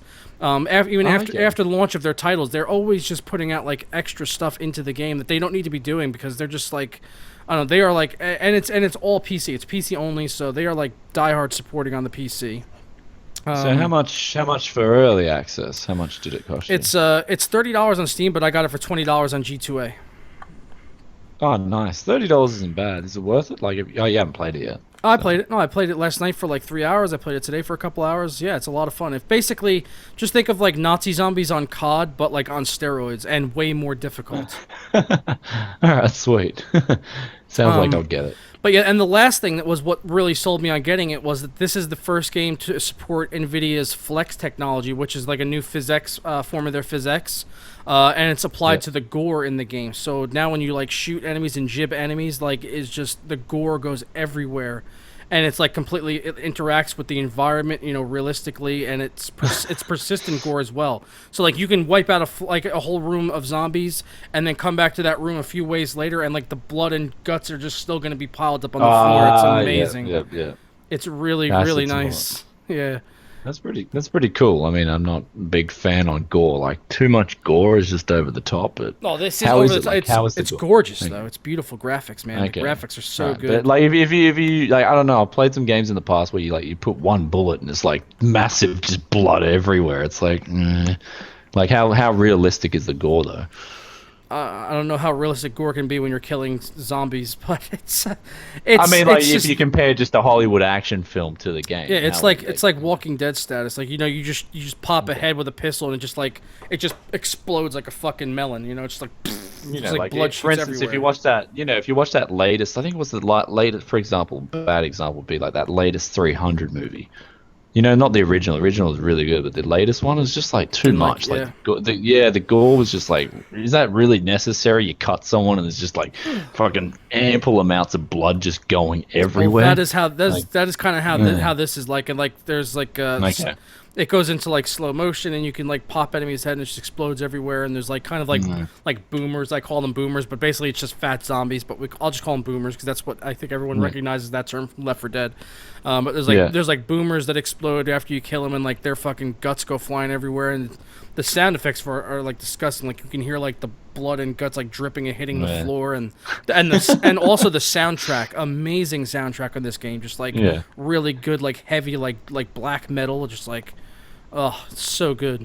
The music and I don't know. Yeah, I don't know if I'm a effects. big fan. Like too much gore for me is just a bit over the top. So I mean, I'll play it, but I'll see. Like if it's just too much gore, I'll probably be like, a bit too much for me.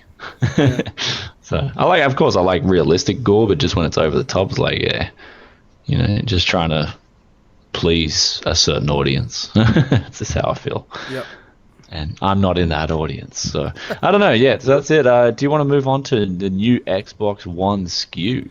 Yeah, so this is a PC channel, so we really don't care about them selling this overpriced pile of shit. The only reason I pulled this up was for a point of reference to warn you guys. As sort of an update, let me pull it out here if I can find it. Where is it? There it is. There's this piece of shit. All right, this Xbox One controller pile of crap here I have in my Tupperware box over here. So I want to do this as an update because back when I did my what is the best controller for PC way back in February, earlier this year, I said, go ahead, get the Xbox One controller if you just want to spend the extra money and get the latest and greatest. I will now take that back entirely. I love the feel of this controller, okay? But the fact that it uses the micro USB on top and it's implemented in such a cheap and shit way is just, it makes it hard to recommend because the first one that I had gotten of this controller, I had dropped it the first day and it broke. And because the micro USB became loose inside and every time I connected to the PC, any movement at all, it would be like, do-do-do, just disconnecting. So I returned it to Best Buy because it happened within a day. So I picked. Then I got this one, and this one I've had ever since then. Back in since like last year, like when Assassin's Creed came out. That's when I picked this up. And this one I dropped the other day, like 2 feet onto a carpeted floor, and now the micro USB on this one is completely fucked. So I have a 1-year warranty, and I tried contacting Microsoft about it, and they would not replace it. And are you ready for why? Because I don't own an Xbox. See, that's you cannot register a controller for a warranty with Microsoft unless you have an Xbox One console to link it to. So if you're thinking about picking up the PC version of this controller, the one they sell is the PC version, which is really just this chargeable controller without the battery. It doesn't have a fixed wire, so the wire comes out. So it's not good. So your advice would be just to melt the connector, like just put it in there and then just melt it on there. My advice would be to go to Best Buy and pay $30 and get a wired Xbox 360 controller, which is what I'm using now, because it has a completely fixed wire that's attached to the controller. It's not going to go anywhere. The connector's not going to break on it, and it's perfect. And that's just does the job. And fuck the Xbox One controller, and fuck Konami. Well, that's actually that's some good advice. That's really cool though. So yeah, if you want to, so you just hook it up to your PC, the Xbox 360 controller, and you're all good to go. So that's pretty much it, yeah. Pretty much. Well, that's it. Yeah, get a 360 controller. Boom. Get a wired 360 controller or like a Logitech controller. They've got some, or I don't know, they got some new controllers coming out all the time. So keep an eye on those. But actually, my brother wants to buy an Xbox One, so I don't know why. But this might be good for him. He might want to pay some money for an overpriced one. Yep, so, pretty much. Who knows? Or get this new Elite controller. It's going to be like $200. Why? Oh, so you can change the thumbsticks. Woohoo. Watch out for these guys. Yeah. Rather spend $200 on a fucking Elite mechanical keyboard. Yeah. All right, so what are we going to do? We're going to move on to the questions. Yeah, if you guys have any questions here, we're going to hang out and answer some questions for like 15-20 minutes and field your guys' questions as I sit here and clean out my keyboard like a boss, and that probably sounded awful, but it had to be done. I saw a speck of dust. It had to be done. It had to be done. I'm sure you guys know this feeling. You see a speck of dust in your keyboard, and it just has to be eradicated. Oh man, I don't know about you, but my keyboards get filthy. Like, oh yeah, they just. I hate it. Like in between the keys, it's like, to be honest though, cleaning a keyboard is a pain in the ass. Like especially a mechanical one or anything where you got to pull the keycaps off, and it's like, I do. Yeah, at the end of the day, I just did the quick and easy. Just get the parts cleaner, just spray the whole freaking things down. Gets most of the crap out, but still, you want your keyboard looking nice, right? It's funny when everything else on your desk looks good except your keyboard, which has got like rotting skin in between the keys. It's like, I want to clean this out. The skin. Yeah, I've got that on my old mouse here. It's like you like go between the cracks, like run your fingernail through it. And it's like dead skin comes out. You're like, it's disgusting. See, and that's something like I would pay money for that, right? If a keyboard manufacturer made something that was really durable and it had like a quick release where you could just hit like a thing and it like all the keycaps then suddenly came off, you know what I mean? Like if you did like a slider on the side and you went like shung and take it all off. So that would be cool for me. Like if someone had a testy blood there, but all right, so we got some questions firing in here. Someone wanted to know if I tried the leaked beta for Batman Arkham Knight patch. I didn't even know that was a thing, so no, I did not. Let's see, is 980 Ti SLI scaling worth the price if you already own one? If you're doing like 4K or if you're doing 144 hertz 1440p, then yeah. If you're just doing 1080 or 1440p 60 hertz, then no, not really. It's not really worth it for that because you're going to be able to run everything at 60 FPS anyway, so it's not really a big deal. Best whiskey, Jim Beam, baby, love it. So that's the cheap stuff here in the States, but to you that's like import, isn't it? Well, no, I love it. I've drunk it since I was a teen, man. Well, no, I just wonder that because like here in the U.S., like we'll pay extra for like imported beers like Heineken and scotches and stuff like that. So I wonder about like if you go over to the U.K. or Australia, is like Jack Daniel's an exotic thing that like you have to pay extra for? JD's good, but I mean like the white label Jim Beam, that's getting a little bit rough. But Jim Beam Black Label's good, man. That stuff's good, See, I'm kind of partial to Jameson. That's what I like. Okay. Yeah. Jameson's good stuff. Looking to buy a good G-Sync 144 hertz monitor. I think it's the Asus one. Yeah, that'd be the way to go. Or the BenQ. I'm not too sure. I've got to look at more 144 hertz 1080p monitors. Yeah. Do the truffle shuffle. I said I would do it. I did say I would do it ages ago. Like, so you want me to do a truffle shuffle? Well, right at the end, I'll do one. All right. Someone wanted to know if 4790K will bottleneck 298 Ti's. No. Pardon me. No. And also, no, I will not be voting for Kanye West in 2020. Have you heard anything about the Leopard G700? Like, if you guys have followed me for a while, I really am not a big fan of Leopard power supplies. I had two. I ordered one from Amazon. First one was dead on arrival. Got that returned. Got a second one in, and my computer was randomly cutting out after like a week of using this thing. My computer would crash or just cut out, and I was like, oh my god, like I did not have these problems before I used my, I was using like a Animax Earthwatts bronze power supply, and that was doing a fine job. I just wanted to get a new gold supply because it was going out cheap, and obviously I always need power supplies for new builds that I'm doing. But yeah, I'm never, like I tried Leper, 2 for 2 were broken, so I'm never trying them again. I mean, that's just it's pretty bad when you're getting 2 units in and they're both bugged. They're both fucked, right? So, are you there? Can you hear what I love it? Yeah, I'm sorry. I was in the middle of banning Mad Gaming. He's just spewing hate in the comments, so he's banned. Okay. All right, so we've got 980 Ti's for scaling. I mean, it's worth it if you're playing the games that are going to utilize it. Obviously, that'd be up to you, right? For me, I would buy another 980 Ti if I was just getting, say, for instance, World of Warcraft, and I wanted that best 4K scaling, all settings max, and I would get the benefits. I think, for instance, though, with World of Warcraft, the next expansion, I probably will buy it. It'll play fine though on one 980 Ti at 4K. I think that'll be the verdict there. So I don't need it. So it's up to you. If you want to get another 980 Ti and put them in SLI, look at the games you're going to play like religiously. If you're going to play some games that will support it, but you're not playing it for long, 8 hours, it's up to you, man. It's your payoff. So it's all up to, at the end of the day, all up to you, the consumer. Like, what are you going to do with this card? I mean, obviously, Joker does. You utilize your 980 Ti. It's a very good investment. Yeah, so. Yeah, and Moonfrog was saying, are you sure about that? Because J2 says 3 Titan X's and the 5966 is bottleneck. Yeah, it is for 3 cards. That's why basically it's 3 cards. For 2 cards, but he's got them underwater and he's got them overclocked to the rim as well. It's just it's the fact of when you're getting to 3 GPUs, that's when the scaling goes in the toilet. It's just but 2 ASLI, it's going to scale fine on a 4790K. It's not going to be an issue. I mean, but just Jay's. What does he play at? What res does he play at? That's the biggest. 14. He's got the Swift.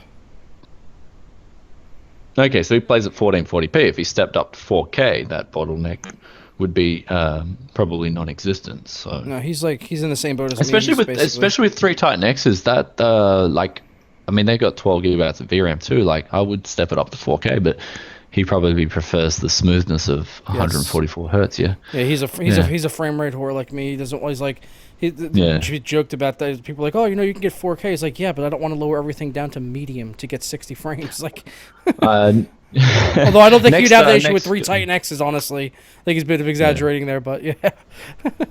What lenses do you guys recommend for YouTube video? Like, honestly, man, like I recently did a review on this, the Yongnuo. This thing is phenomenal for $50 for B-roll. I mean, I'm gonna do actually a guide on how to make a good setup for YouTube videos, just on the cheap.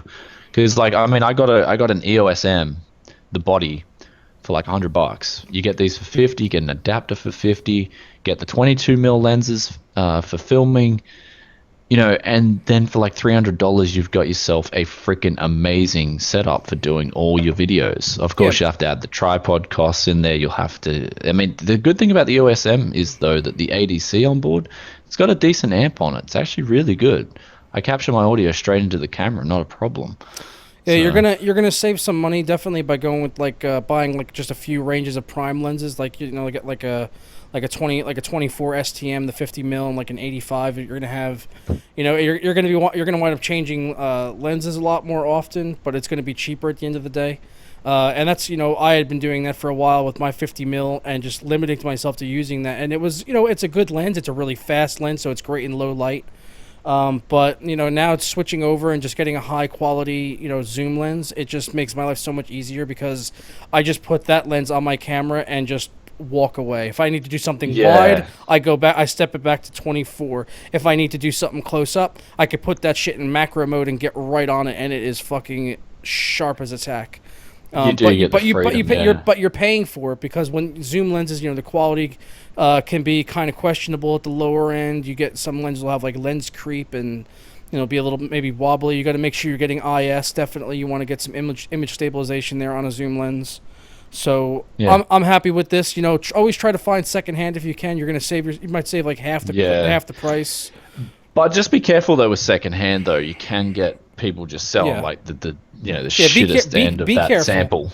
Yeah, definitely Yeah. be careful, but you know, look into secondhand. Like I wouldn't write it off because it's secondhand. I got mine secondhand, turned out really well, and because the guy had, you know, he advertised on the eBay listing, he's had a UV filter on this thing since the day he bought it, so the glass is pristine.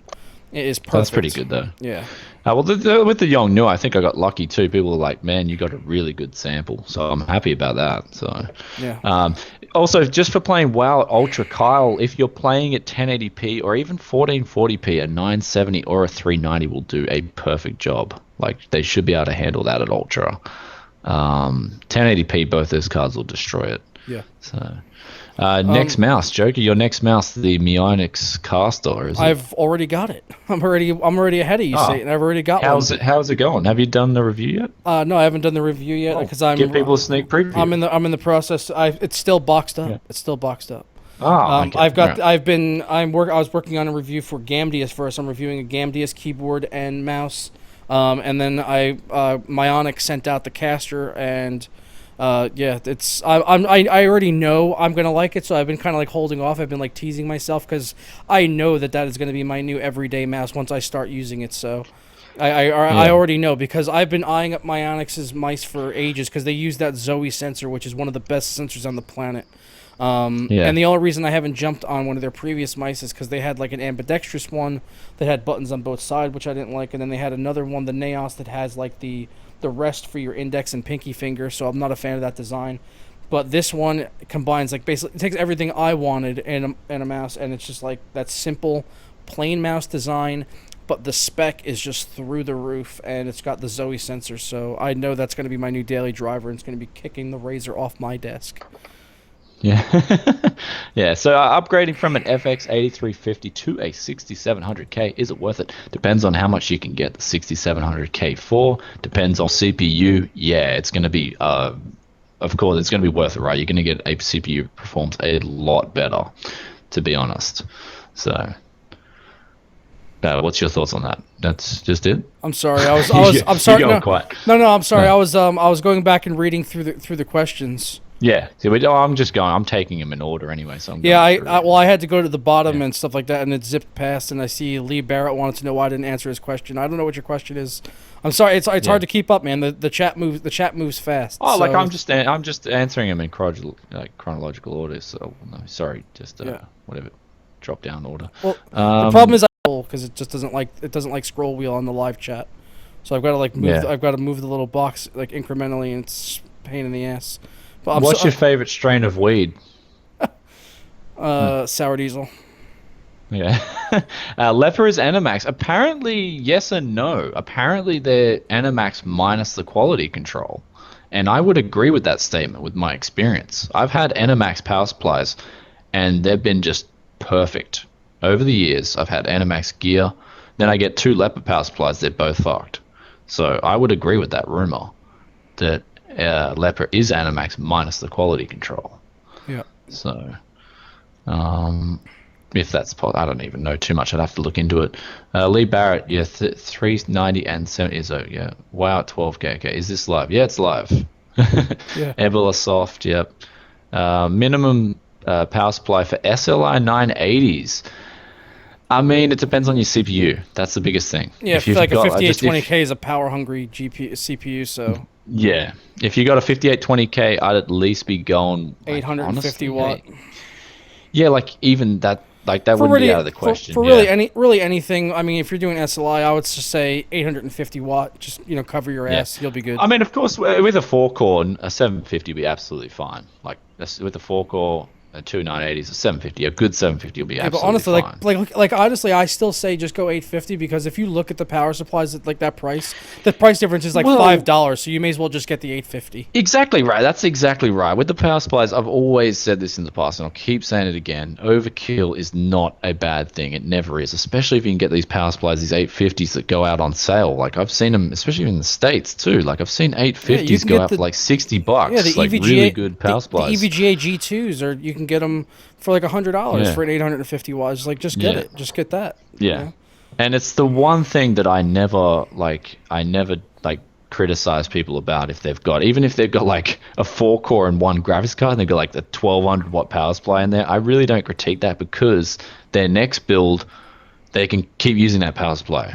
If it's a good power supply, they can just keep using it for years. I mean, I still have a power supply that's from 2005 that works absolutely fine, Okay. even on the latest and greatest. So So you buy good gear, it's going to last. And power supply is pretty much one of those things that will last. It's probably the only thing in a rig that you can pretty much not have to worry about. Yep. So Yeah. Lee Barrett's question was he wanted to know why we're streaming in 60 FPS, and to that I answer a question with a question: is why not? Answer a question with a question. Why not? It's not a big deal. Yeah. Alfonso wanted to know what desk chair I'm using. It's called the Hercules. I can't Yep. remember the people that make it. It's on Amazon though. It's actually a. Oh, but like yawning at.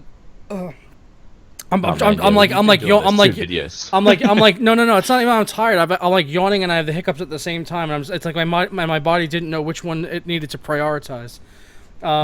It's this Hercules chair on Amazon. It's a big and tall chair. If you just go on Amazon and search like big and tall chairs, it's a like 400-pound capacity chair, which is like why I bought it, because I was sick and tired of like chairs breaking on me, and it was like $230. And it's got like, it's got steel casters. The base is completely steel. Really, really thick padding. So, I mean, it's made for a big guy. But I imagine if you were a normal-sized human and you purchased one, it would probably just be even that much better. Because, I mean, if it's comfy enough for a big dude, for a normal person, you're just going to be like, yeah, this is where it's at. Yeah. 4770K or 6700K. Again, depends on the prices, man. If the 6700K is not too much more expensive, I'd grab that. But if, like, obviously count in the motherboard, DDR3 prices as well versus DDR4. These are things you got to look at. I mean, I would go with a 4770K if I was saving $100, put it that way. Or like with the motherboard, the CPU, and the RAM all together. Easily. I don't think it's worth $100, the upgrade premium. But as a reviewer, I would pay that though, because you'd probably make that back in videos. You know what I mean? Just reviewing it and doing out overclocking guides and whatnot. So depends. It depends what you do with it, essentially. But as an end consumer, like just playing games and stuff, even with a 980 Ti, I'd still grab a 4770K and be just home and hose, save that $100. I don't think you're going to get that much out of Skylake.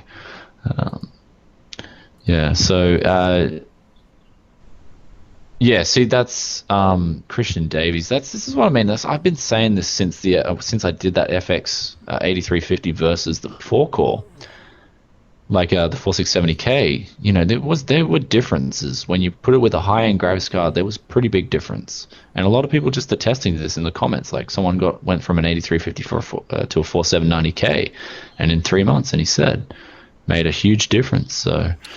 Yeah, I pulled up the chair though. There on the stream, people were asking about it. That's the chair I have. It's the Hercules series, 400-pound capacity, big and tall chair. Yeah. So, and it is a big chair. It's a tall bastard. It's a tall bastard. Yeah. And then you get the question, worth upgrading an i5 to the Skylake, like 4690K. 4690K is a beast CPU, man. I mean, depends on what graphics card you've got. I mean, if you're running dual 980 Ti's at 1440p, 144 hertz, maybe, possibly. I would consider it. Anything else, I pretty much wouldn't even bother. Like, not even worth considering. How bad is dual Xeon 5620s? 5650, 5620. Yeah, so they're the old school Nahalem CPUs. Yeah, they're not bad. Like I tested a single. I've got an X5650. And that CPU is a baller CPU. Like, especially with something like a 970 or a GTX 980, I'd still be using that CPU perfectly fine. It's a great CPU for the money too. So it just depends. I mean, is your games, are you visually having a shit experience? If you are, then might want to look in upgrading your gear. But when I played with a 5650, the Xeon, and a GTX 970, man, was I impressed. It was actually a really good experience. So I was impressed. At 1440p, it was good. So yeah, it was good. So let's keep going through the comments. Man, there's so many questions this week. Hey, I'm like, I can't get through them all. Like I remember last week we're like, thanks for noticing. Yeah, I did get a new haircut. I got a new pair of clippers. This time around, I paid 100. I got Wall. What is it? Wall? Is it the brand? The USA made clippers. Yeah, WHL. Oh They're really man, good. phenomenal. I paid $130 this Dude, time. they for last forever. We've had a Wall in clippers in my house since I was like 5 years old, and it's still the same pair. We haven't had to have them sharpened, anything like that. And my mom's like cut my hair, my brother's hair, my dad's hair for like the past like 25 years, and things are just they just keep going. They don't die. Yeah, man. I got the clippers. I'm just like, bzz, bzz. I'm like, whoa. This like my last pair of clippers, man. I'd be like fighting for freaking so long just to cut my hair. It's like, fuck this. Yeah, my brother's like, dude, you gotta spend some money on a good pair of clippers. So he kept telling me. I was like, all right, I'm taking the plunge.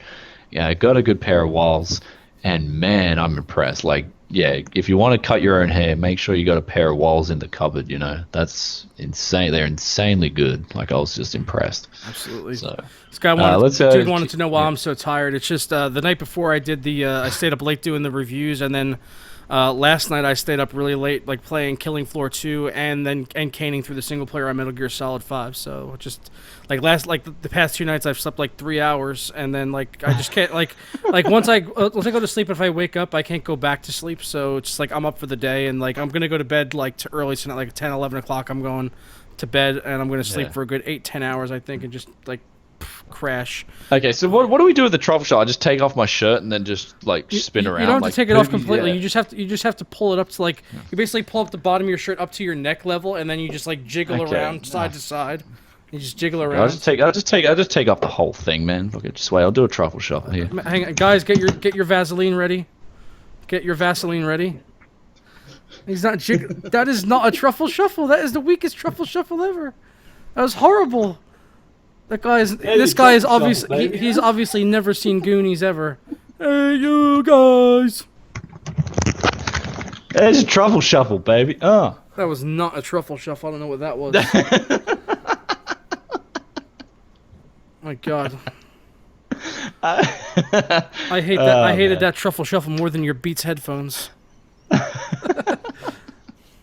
I don't even know. Boom! I just got to keep working out, man. I want to gain another 5 kg, and yeah, keep working out the body. Yeah, man. You just got to throw on a few more stone, and then you can step up your level there on the on truffle shuffles. I want to put on the muscle. And you need to watch Goonies again, man, so you can get down with the truffle shuffle, like legit. Yeah, I need to get it down. Yeah. You need a Goonies refresher course. I need to get mad too, fuck Konami. Just get a tattooed on your stomach like Thug Life, just like fuck Konami across your abs. Konami, man. So yeah, okay. So what else have we got for questions? Did I miss? Like then they were coming in, they were flooding in. So Maxwell, yeah, we already covered that.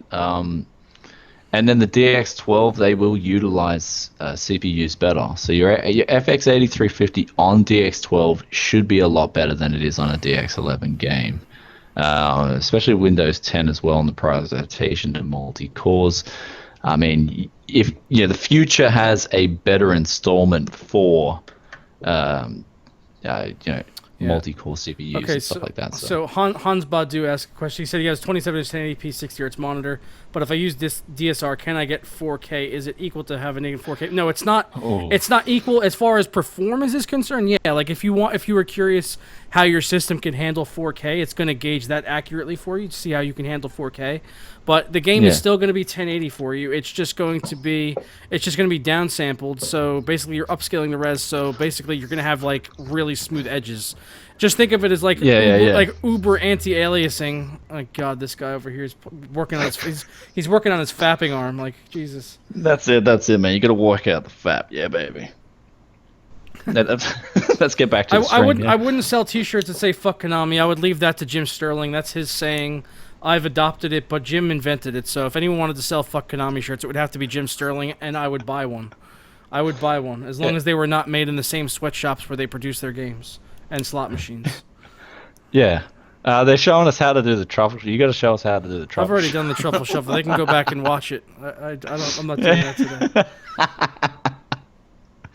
today. You got to pump it live stream, baby. So And yes, I'm enjoying the comments. and stuff. Michael Weiss for sure good. said before he ever buys a PSU, checks with Johnny Guru. Absolutely, highly recommend them. If you want to know about a power supply, read Johnny Guru's reviews because they cover power supplies better than anyone. Because not many people even really cover power supplies as in depth as they do, but they like the kind of like things you would see on like Guru 3D or something, or Tech Power Up for a graphics card performance review. That's what they do, but for power supplies, and they are thorough, Yeah. and they know they know what the Actually, fuck they're on about. someone pointed out they are plastic weights. I got them because they're just cheap, and I'm on holiday. So I got my real weights back in back in Japan. So it's like I'm not gonna go out and spend like $100 on a set of weights when I'm only using it for 2 weeks. So yeah, plastic does the job. Lee, no, I never got that Korean monitor. What had happened with that is it actually had gotten. It was in customs and it had been sitting there for like about a week and a half in the UK. And they basically had emailed me and they said, hey, you know, we don't know what the holdup is with this. Basically, you know, you could either get it or you can choose not to get it now at this point. And I was just like, you know what, it's all this hassle. And I was more or less, I was concerned about it basically being around, you know, in the UK and customs for this long, like getting kicked around and possibly damaged. Some monitors are sensitive, so... That's what I was concerned about. That's why I just told him forget it. I just told him forget it. 1, 2. I mean, yeah, that'd probably be about like 10 kg. It just looks bigger than it is, so it's not that. That's a good one. That's a good one, Poovy. He said he thought guns were hard to get in Australia. Oh yeah, they're easy to get, baby. No, you just got to work it out. Yeah, he's welcome to the gun show. Yeah, good question. Are you going to move back to Oz permanently? I got to see what happens with my kid first. I mean, that's all that matters, right? Is my little boy. So, I mean, yeah. So it's a possibility, of course. That's a big possibility that I could be moving back here permanently. So, Burger King yeah. wants I to mean, know of course, my kid takes that. first priority with that. Oh, sorry, my kid takes first priority in what my life is going to do. But, yeah. We'll see how it goes. I mean, ex-wife, you guys know she's an absolute bitch. I'll say that on stream. I don't care. So, like, nah, man, this shit she's done like was just unforgivable. But I got to work all that out. So, but cleared my head anyway. I mean, if she's that bad of a person, I mean, if she is in Japan, she must work for Konami. That's probably it, man. She. But Burger King was asking us 390 versus 970. Man, just 390. The reason, I mean, I didn't see the question, but we answer that question like literally every single week. We get asked that same exact question, so that's what the chat can usually just tell you. It's just 390. I mean, Jay's 2 cents did a great comparison. If you really want to get the details, go watch his video. I'm yet to try them. I probably would say either or. I mean, I have to try the 390. I have to see that amazing performance to believe it, right? Because I tried the R9 290 and I would go the 970 over the R9 290 any day of the week. As opposed to the 390, though, it just depends, right? Like, I mean, my 970, it was a really freaking good card. You know what I mean? I think I'm just laughing because I realized the chat just got caught up with the Konami joke on your wife. yeah. She does, man. She fucking works for fucking, Fucking Konami. She'd come give us free codes. But no, we'd say fuck your codes. You know the worst thing? I need to tell you guys, too. This is the worst thing, right? She sends me a message the other day. Not like, hey, you haven't seen your kid for almost 2 months. He wants to see you.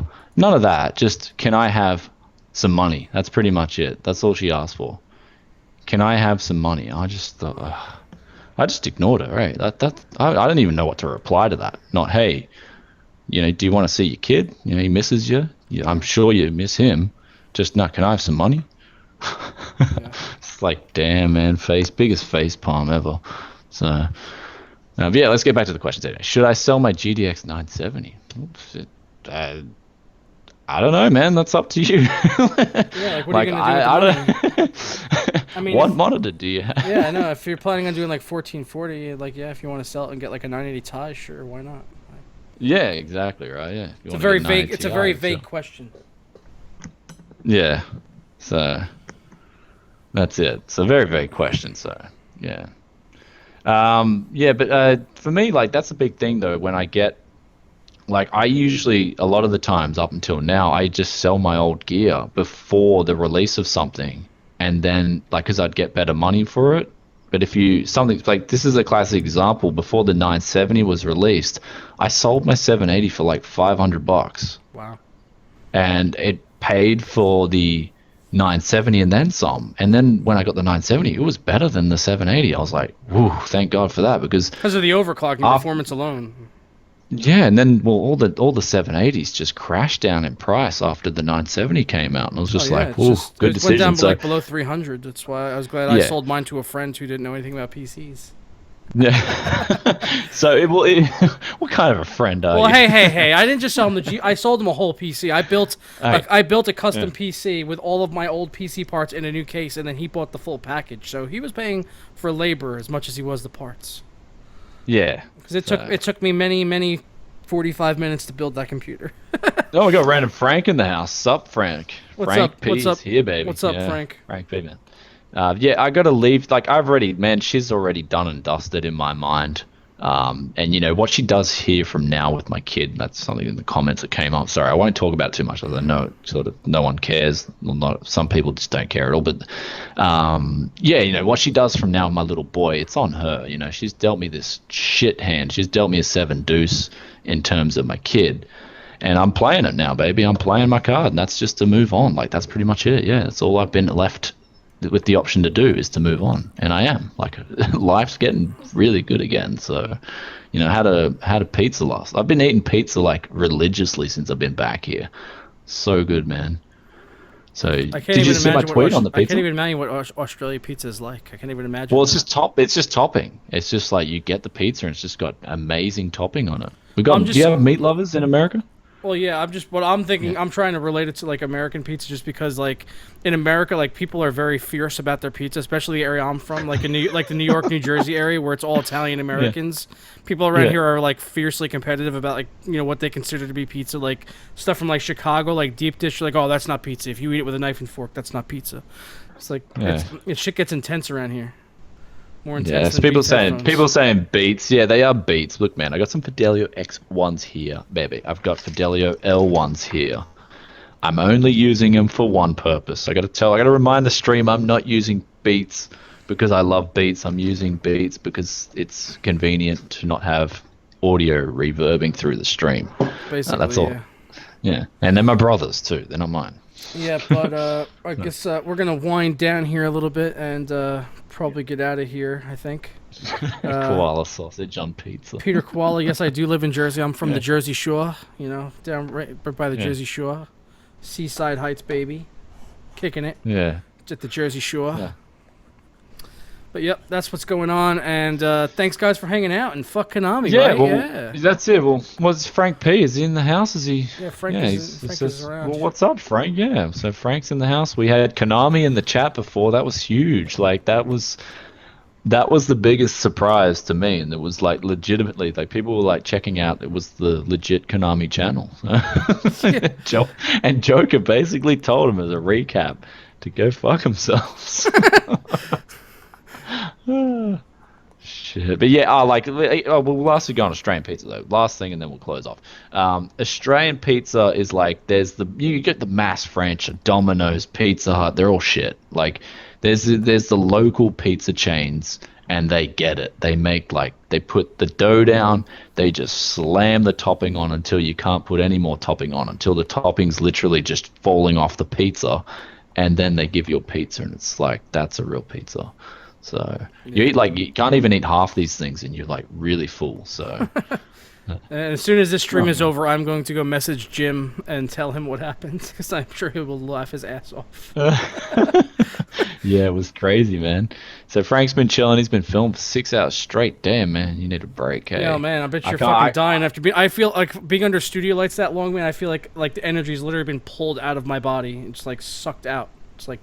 See, I can only do probably about a couple hours max, and then I get bored. Like I can't, do too much filming at one time. If I'm doing B-roll, I enjoy it. You know, it's different being in front of the camera. But if I'm doing B-roll, I just crank up the tunes on my PC and I just sit back and just film until the battery dies.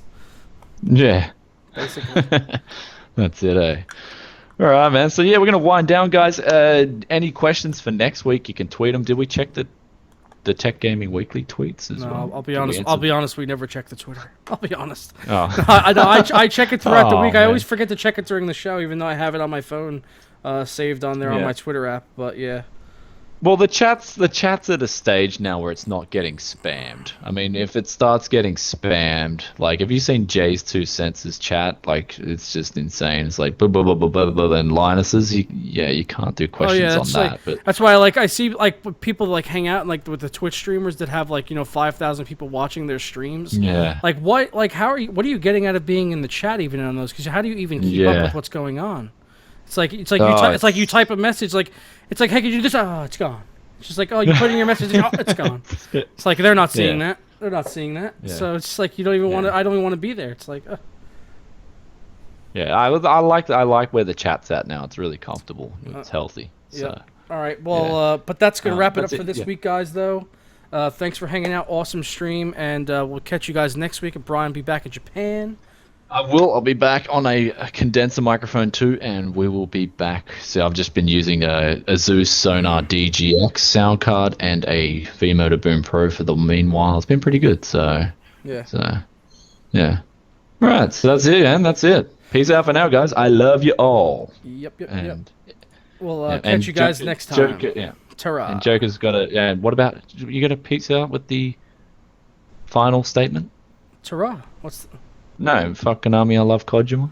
Kojima? Is that how you say it? Is that the correct Japanese that's actually how pronunciation? you... That's the Japanese So, pronunciation. fuck a Konami, I love a Kojima. Yeah, alright, I'll do it in a Masai. Japanese accent. Alright, we'll do it. Alright.